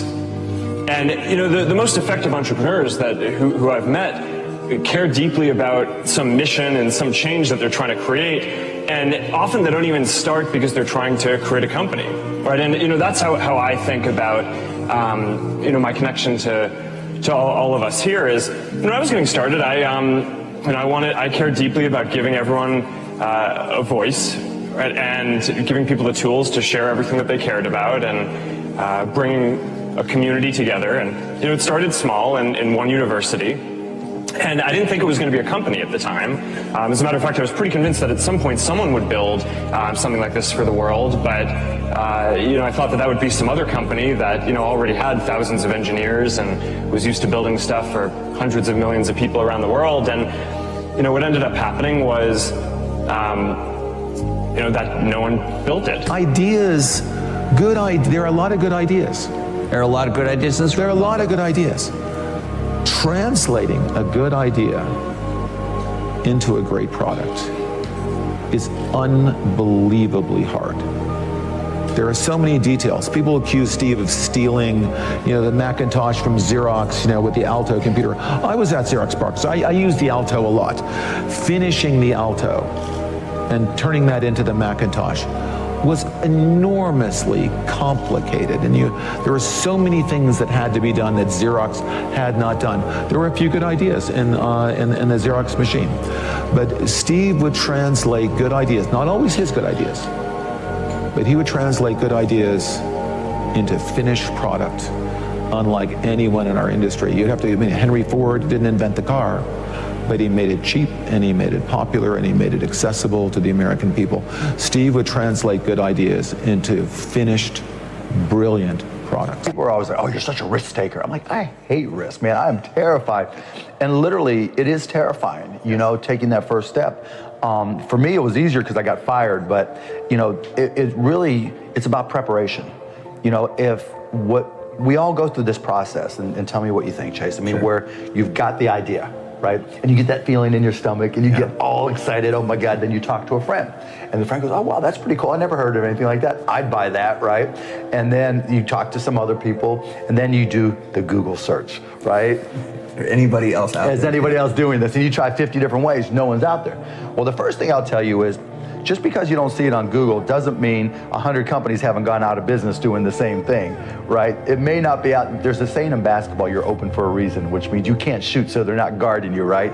It hasn't been done for a reason because every company who's tried it has gone out of business. So the one thing I would tell you is be careful, but once you get past that stage, then what I always tell people is, one, is it something you love to do? Right? That's so true, because it's going to get hard. Like, just if you're really hard. It's going to get hard, and if you don't love what you're doing, then it's like that. When shit gets hard, that's when you're going to oh man, I'm going to fall in the towel. Right, because you don't know, right, and you don't have a sense for it. And I'm a real believer that each and every one of us has something we're good at, right? And you've got to figure out, is this something you're good at? I've always been good at selling. I found out I wasn't into computers when I was a kid. Then I found out when I started to teach myself how to code, it was like, oh, I like this. Right? And I would sit there writing software, and I think, okay, I've been working 2 hours, I better get something to eat, and it's been 24 hours, It's just like, what the f***, 24 hours? I mean, okay. That tells you you're clued in. And it's not just what you care about, it's not just passion, because the circle's overlapping passion and aptitude, right? You want to be good at something. Just because you love basketball doesn't mean I'm going to be any good at it, right? Yeah, sure. I mean, you can have fun at it, but if you're trying to make a business, a life, a living, then you should. Yeah, and I always say, don't follow your passion, follow your effort. Right? So you might think you're passionate about playing basketball, playing the guitar, drawing, design, whatever, but where you spend your time is your better indicator. because that's typically what you're good at. And nobody ever quits anything they're good at. For sure. You know, when you're good at something, you tend to want to get better. I think the number one thing that got me to where I am today is just simple hard work, okay? I've always worked my buns off, well beyond anybody I know in my peer group, okay? But if you work twice as hard at something, you're generally gonna get twice as far, if not 3 times farther. So overwork is definitely the number one thing. I over-prepare for everything I do, born out of insecurity of maybe not being able to deliver. And what an advantage that is in any situation when you walk in and you've well over-prepared over the next competitor. You'll usually leave the situation with the goal. My sister once said to me that whenever I got too close to one of my goals, I immediately moved the goalposts further away. And I think in business, you can always do more. You have to think about the point of impact. If you're running a business with 100 people, the point of impact for the leader is very different than if it's 1,000 people or 10,000 or 100,000. And so that's the frame of reference that I've always used, is to say, okay, if I'm leading this organization, what are the things that actually I can do to cause it to be successful? If it's 1,000 people, it's very, very different than it is for me today. So today I'm a lot more focused on strategy, because that's the point of impact on a 110,000 person company. On a 100 person company, you know, you're sort of doing any job in the organization. You're doing every job in the organization, you know, potentially, and that might be okay at that point. Focus on what you do well. So many people start a business and try to do everything from the get-go. I think you really have to know yourself, what your gifts are, and do a lot of it, and try to find some other sucker to do the stuff that you are not good at. That's the truth. That's what makes a great partnership or good delegation. Whereas most people hammer away at everything thinking you have to be good. No, I knew what I was good at building my business. I was great at marketing. I was great at recruiting people. And that's what I did almost from my 3rd year in business only. I focused on that. 16, I got this job working for a newspaper in Houston. And my job was to sell subscriptions to the paper on the telephone. And I realized 2 things when I was doing this. I realized that people that were buying the newspaper generally had 2 things in common. Either they were moving to a new residence or they were getting married. And it turns out that you could go find information about both of those things in enormous quantities. So in the state that I lived in Texas, when you want to get a marriage license, you have to file with the state, and it's public information, particularly the address that you want the license sent to once it's issued. So I hired all my friends and went to every county in the surrounding 16 counties in Houston, captured the addresses of all the people that applied for marriage licenses, and sent them a direct mail offer to offer them the newspaper for a free trial and then a subscription. And ended up making a fair sum of money for a teenager. I feel so strongly that the reason I'm here is I dreamed big dreams. I dreamed the kind of dreams that other people said would not be possible. I'm also living proof. This isn't a Hollywood movie. I come literally from the other side of the tracks. If you saw where I grew up and we took a picture of it, the neighborhood, the setting, you'd say it's impossible that someone could come from there and get here. But it is possible. And not to sound too trite, it's possible because we still live in a country where the entrepreneurial spirit is so alive and so well. And anyone in this country, if you dream big and surround yourself with great people and leave your ego at the door and share success with others and have a little luck along the way, you can do anything. But there will be people along the way, and I remember this, who will say to you, you know, you're dreaming too big. It's not possible. Those things just can't happen. Don't allow anyone, friend, family, acquaintance, teachers, whoever it is, don't allow anyone to tell you that what you are dreaming for yourself and your family is not possible. It is possible. Don't be one of those people 20 years from now are going to be walking around in a 9-to-5 job, miserable and angry and bitter because you let your dreams get away from you because you did not believe strongly enough in yourself and what was possible. Don't allow that to happen. This is an unbelievable time. And I can't encourage you enough to continue to think that things are possible and that your dreams can come true. Do you know why they tell you to save money? I don't know. Because the system of banking, it's nothing to do with communism or capitalism. It's the banks run the world. The rich run the world. They don't care if you're communist or capitalist. So when you save, so let's say you save $1 US or €1 or €1, the banking system can lend out 10. So the entire system is called the fractional reserve system. The fractional reserve system is also printing money. And then they tell you to save money. So they want you to save money so they can lend out your money 10 times. So your dollar became worthless 10 times over. And then they used to pay you 10% interest on your money. Now it's at best 1%. And they're still lending it out 10 times. So that's why you don't save money, is because your money is becoming worth less and less and less and less and less. The banks are getting richer and richer and richer. Then they tax you on that interest they pay you. That 1% interest, if they pay you that much. Japan is 0. And the Japanese are so stupid, they still save money. We also have 0. Yeah, and they still save money. How stupid is that? So that's what I would question. So how come that happens? Now, if I borrow money, guess what? Do I pay taxes on debt? I guess no. Why is that? I know this is what I'm saying, okay? Question everything. Okay. So when they lend out money, that's how money is created. Money is debt. They lend out, and why is debt tax-free? I don't know. Because that's how money is created. And so the banks love it. They love people borrow lots of money. So how do I get rich? I borrow money. It's very important to seek out, to actively seek out and listen very carefully to negative feedback. And this is something that people tend to avoid because it's painful. Yeah. But I think this is a very common mistake, is to not actively seek out and listen to negative feedback. Where do you do that? Do you go into forums? Do you go into Twitter? Like, what are your areas where you go to look for feedback on, let's say, the Tesla?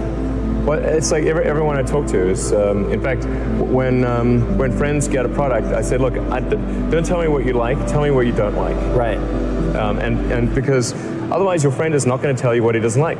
Right. It's going to say, oh, I love this and that, and then leave out the this is the stuff I don't like list, because he wants to be your friend, it doesn't want to offend you. So you really need to sort of coax negative feedback, and you know that if somebody is your friend, or at least not your enemy, and they're giving you negative feedback, then they may be wrong, but it's coming from a good place. And sometimes even your enemies give you good negative feedback. The idea that computers were going to be a change agent, I was lucky enough to meet Paul Allen, and early on we brainstormed about this idea of the chip. And the chip changed the rules. I mean, most things don't get a million times better. Not, engine efficiency or, most things have theoretical minimums. Computation is something that we're not even close to the theoretical minimum, and yet we've improved so much. So seeing that was going to come, and weirdly, that most people didn't see that was going to come. So, even people at IBM were still thinking in terms of big computers. Now all the software and service-driven companies are worth even more than IBM, When I was growing up, IBM was the monolith, and it was always, okay, are we going to beat them? Are we going to join them? Those bastards. Actually, they were very nice people, but we always thought of them.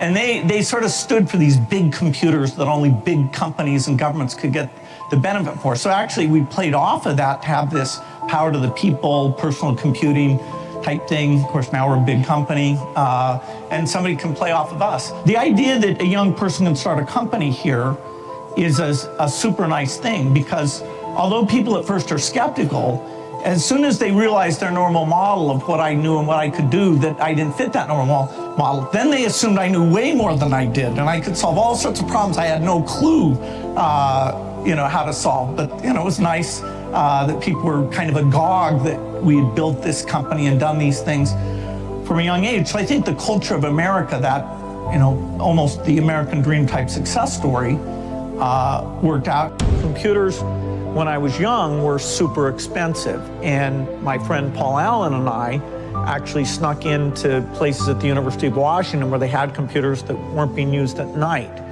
And so we were fascinated by what the computer could do, but very few people were getting exposure. We had to go out of our way, and we were lucky that we did it all. And so then when the idea of moving the computer onto a chip that Intel would make, and that would make the computer literally millions of times cheaper than the ones we were using, so both more powerful and available to people on a things.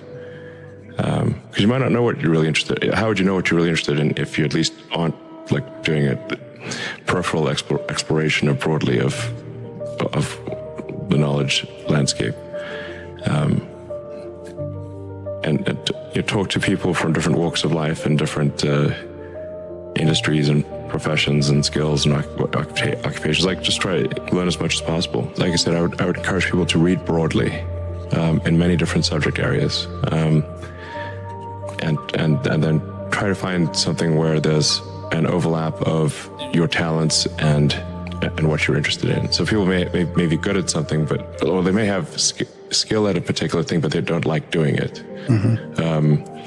So you want to try to find a thing where that's a good combination of the things that you're inherently good at, but you also like doing. If you come and tell me you're the CEO, you're the founder, you're the largest shareholder, that you know and you're perfect at everything, I know you're full of crap.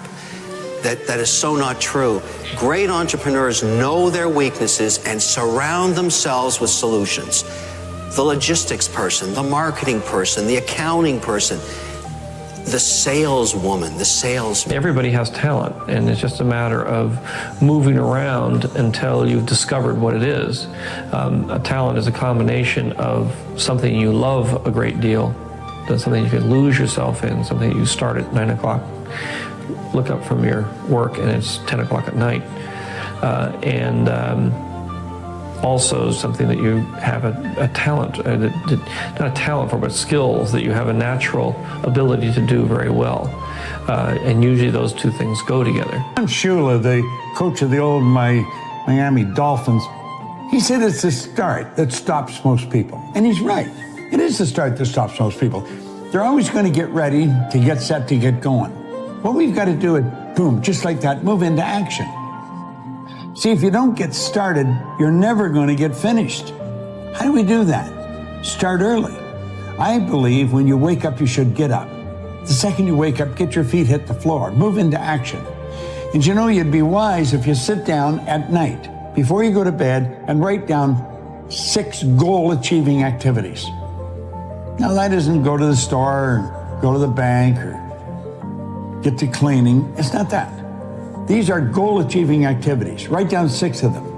And when you wake up in the morning, you move into action. You know where you're going to go. You don't even have to think about it. Step into action and get on the first one. When you get it done, forget it and go to the second one. Don't think about the first one. Focus on 2. Don't even think about 3. When you get 2 done, go to 3. But knock them off one at a time. If you don't get them all done, just move them over on to the next day. And that doesn't mean if you only get 3 done, that you have 9 the next day. There are 3 of the 6 that you're going to do the next day. 6 goal-achieving activities. And when you wake up in the morning, move into action on them.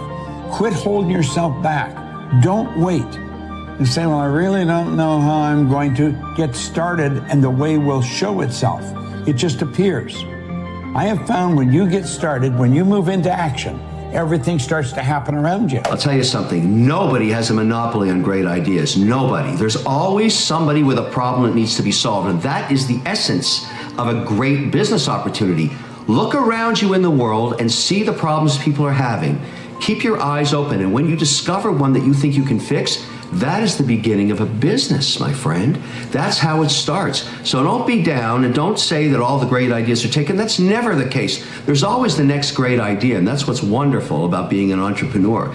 You gotta keep sort of your mind open and your eyes open and always be looking for opportunity. And don't be depressed. I don't like that tone. Let's get happy and let's get focused and let's get to work. And by the way, the greatest companies ever started were many that were started with no money. It's not about money, it's about solving somebody's problem. If you can solve a problem, you can start a business, even with no cash. You're gonna provide as much as you can for the little as you can to start it and prove it out. You get a product or service that people are buying and they're saying, this works for me, or solving a problem. That's the beginning of a great journey. Rule number 3, stay focused on your goal. My advice to people that want to be mavericks is put your blinders on, focus on what you want to achieve, and don't listen to all the noise. That noise is horrific and just really, really bad. And it's always going to be eating at you, but you've got to stay focused on the goal. I was taught that years ago by a mentor, and it's absolutely true. Stay focused, don't let distractors bother you, don't let them get you down. And invariably, you're going to be kicked to the ground as a maverick or an entrepreneur or anybody that's trying to achieve their own freedom. But you got to get up and keep going. I think stress, you can be, I think one of the things that's very important to note about stress is that stress primarily comes from not taking action over something that you can have some control over. So if I find that some particular thing is causing me to have stress, that's a warning flag for me. What it means is there's something that I haven't completely identified, perhaps in my conscious mind, that is bothering me, and I haven't yet taken any action on it. I find as soon as I identify it and make the first phone call or send off the first email message or whatever it is that we're going to do to start to address that situation, even if it's not solved, the mere fact that we're addressing it dramatically reduces any stress that might come from it. So stress comes from ignoring things that you shouldn't be ignoring, I think in large part. So stress doesn't come, people get stress wrong all the time, in my opinion. Stress doesn't come from hard work, for example. You know, you can be working incredibly hard and loving it. And likewise, you can be out of work and incredibly stressed over that. So, and likewise, if you kind of use that as an analogy for what I was just talking about, if you're out of work, but you're going through, a disciplined approach of, a series of job interviews and so on and working to remedy that situation, you're going to be a lot less stressed than if you're just worrying about it and doing nothing. When you weigh a job offer, my message to you is, even later in life, when you're considering a career change, leave salary out of the equation. Make decisions based on the quality of the opportunity and where you will have the most fun and the most room for growth. What's important for your career is not your starting salary. It's your development and happiness, and the cash will come later on. How do you get to the next level? You hire amazing people and you give them a piece of the upside.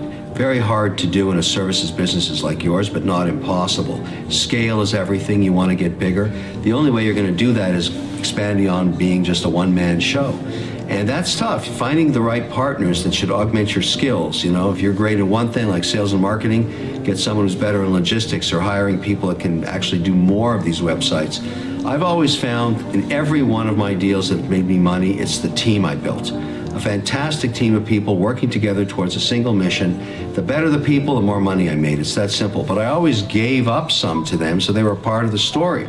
And I always found, even if I gave up half, which I did in the case of the learning company, that outcome was $4.2 billion. So I was pretty happy with the outcome in the long run. It's all about team. It's really hard to do it on your own. And building a team, you have to build it slowly and find the right partners and then give them some of the upside. Everything I did, I was following something I really cared about, something I loved, something I was passionate about. And I kept following that passion, whether it was cars, whether it was anthropology, whether it was art, photography. And eventually it led me to my huge passion, my real passion, which was making movies, which combined all of those things. And I realized that had I gone on to get my degree in anthropology, I would have probably made anthropological movies in New Guinea or someplace, and eventually been on National Geographic and, you know, the History Channel, and been then making features, and I'd have done Star Wars just the same. If I'd have gone to Art Center and become an illustrator, I would have probably started doing animation and doing animated films and making animated things, and then ultimately I would have gone on and been right where I was. So no matter which route I took, because I cared about all of them, they all led to the same place. Had I done what my father had wished me to do, which is to go into the office equipment business with him, which I knew I wasn't going to do, I knew I hated that, my life would have been unpleasant. And so I think it's very important not to do what your peers think you should do, not do what your parents think you should do, or your teachers, but to do what you inside, or even your culture thinks, but do what's inside you. I'm not smarter than anybody else, but I can outwork you. And my key to success for you or for anybody else is make sure you're the first one in there every day and the last one to leave. Don't ever take a lunch break or go to the bathroom. You keep working. You never know when that opportunity is going to come along. And at Solomon Brothers, the managing partner of the company, Bill Solomon, was the second person in. I was the only other one in the big trading room. So if he needed to borrow a match, in those days people smoked cigars, and if he wanted to ask something about a newspaper or a stock, he came over, and so we became buddies. I would never have gotten to talk to the managing partner of a big company on a first-name basis if it wasn't for the fact that the two of us were there. Billy, I'm getting coffee. Would you like some? And I can bring you that. And at the end of the day, the number two guy, John Goodfriend, he was the last one to leave, except for me. And we'd share a cab going uptown or take the subway train going uptown together. And, you know, every opportunity I ever had, it was, I think, a lot of them was because I was there at the time. And that's the one thing you can control. You can't control your luck, but the harder you work, the luckier you get. You can't control that you're the smartest guy. There'll always be somebody smarter. There's a huge sacrifice that people don't think about. You know, most people think, oh, I'm going to start a company, 2 months later it's going to be worth $1 billion, and I'm going to make a fortune. That is actually not what happens to 99% of people. 8 out of 10 fail. They have to do it 3 times. They spend a decade before they get their hit, or they work at one company for 15 years, and they finally get an exit. It's more like that, and the personal sacrifice is huge. There is no soccer game on Saturday. There's no Sunday dinner with the family. You're working because some guy in China or in India or some woman out there is kicking your ass because we're in a global competition now.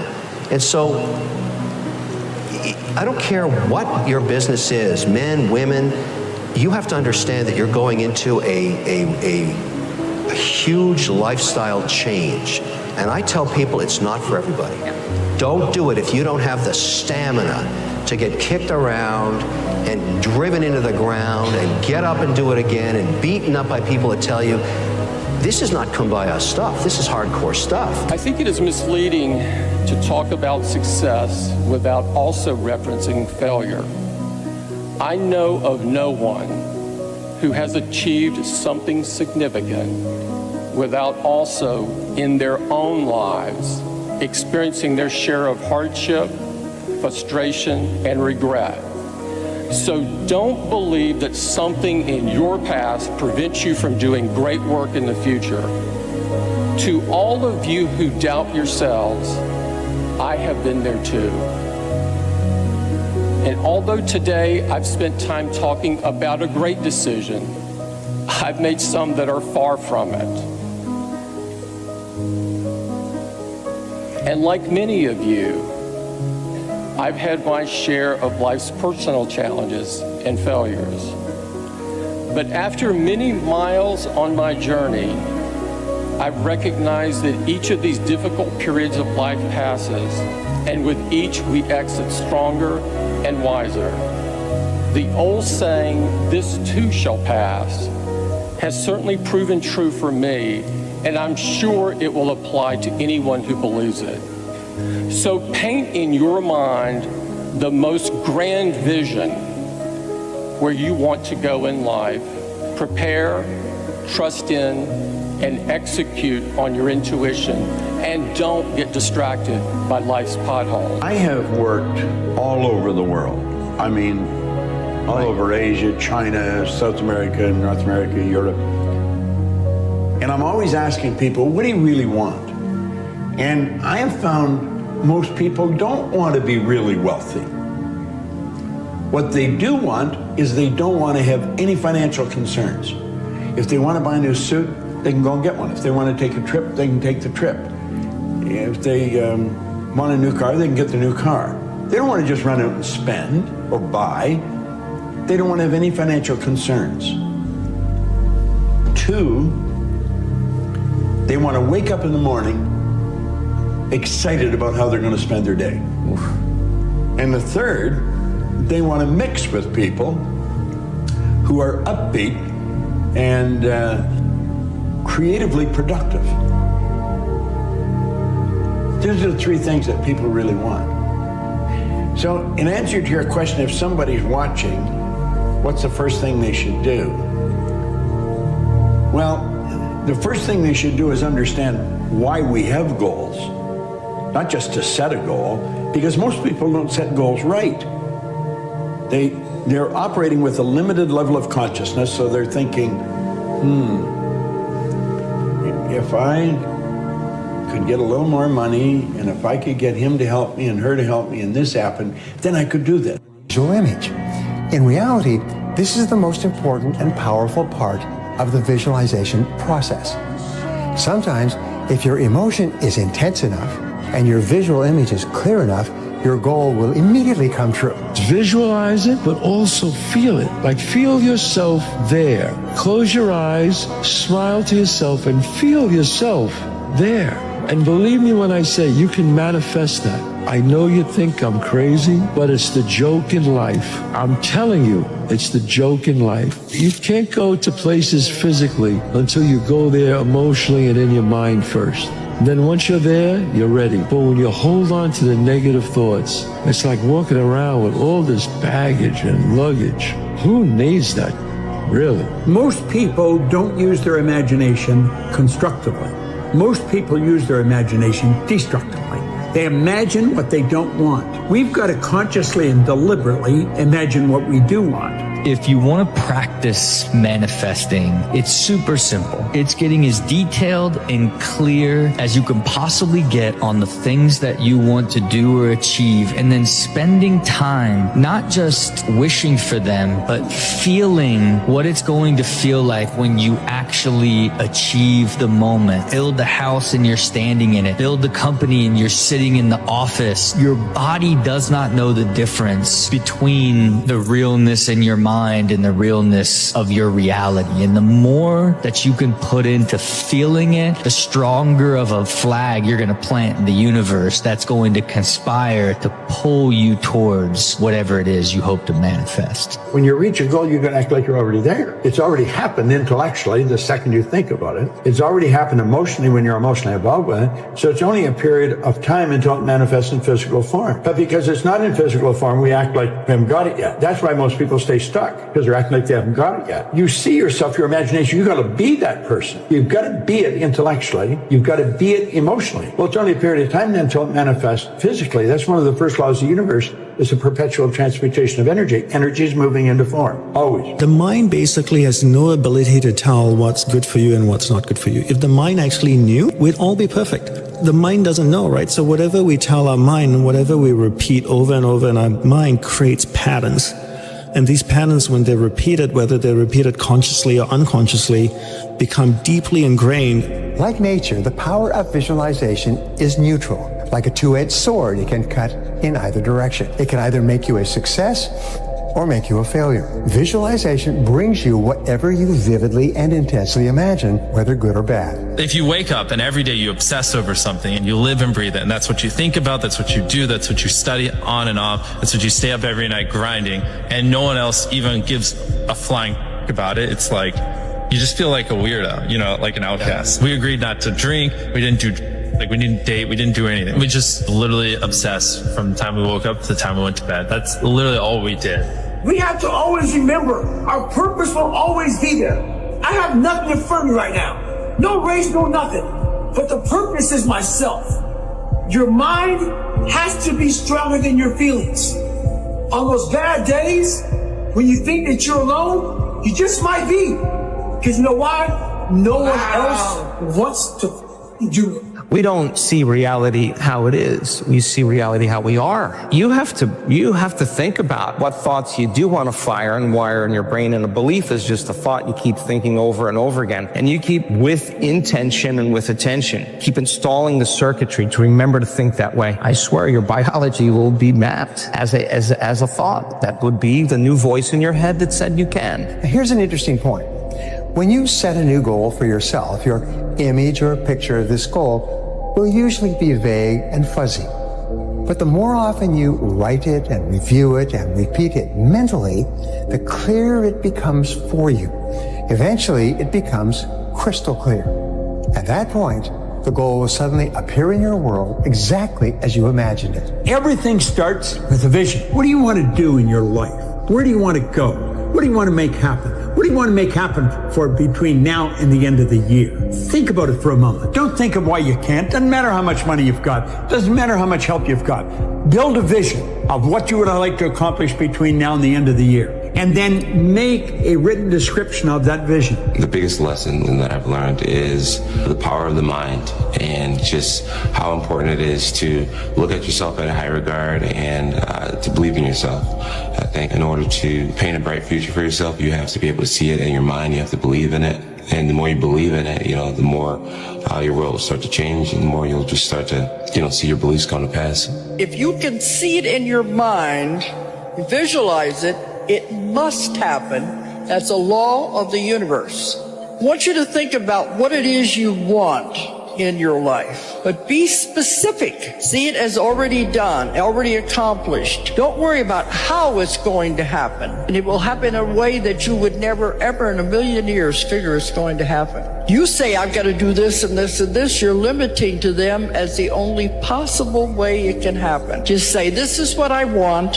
See it as already done, already accomplished. They fill in the blanks. If you're listening to all the negative things around you, what kind of vibration do you feel that would put you in? Well, obviously, because the mind is like fertile ground, what you plant grows. So you want to make sure you don't plant what's negative, because what's negative will grow.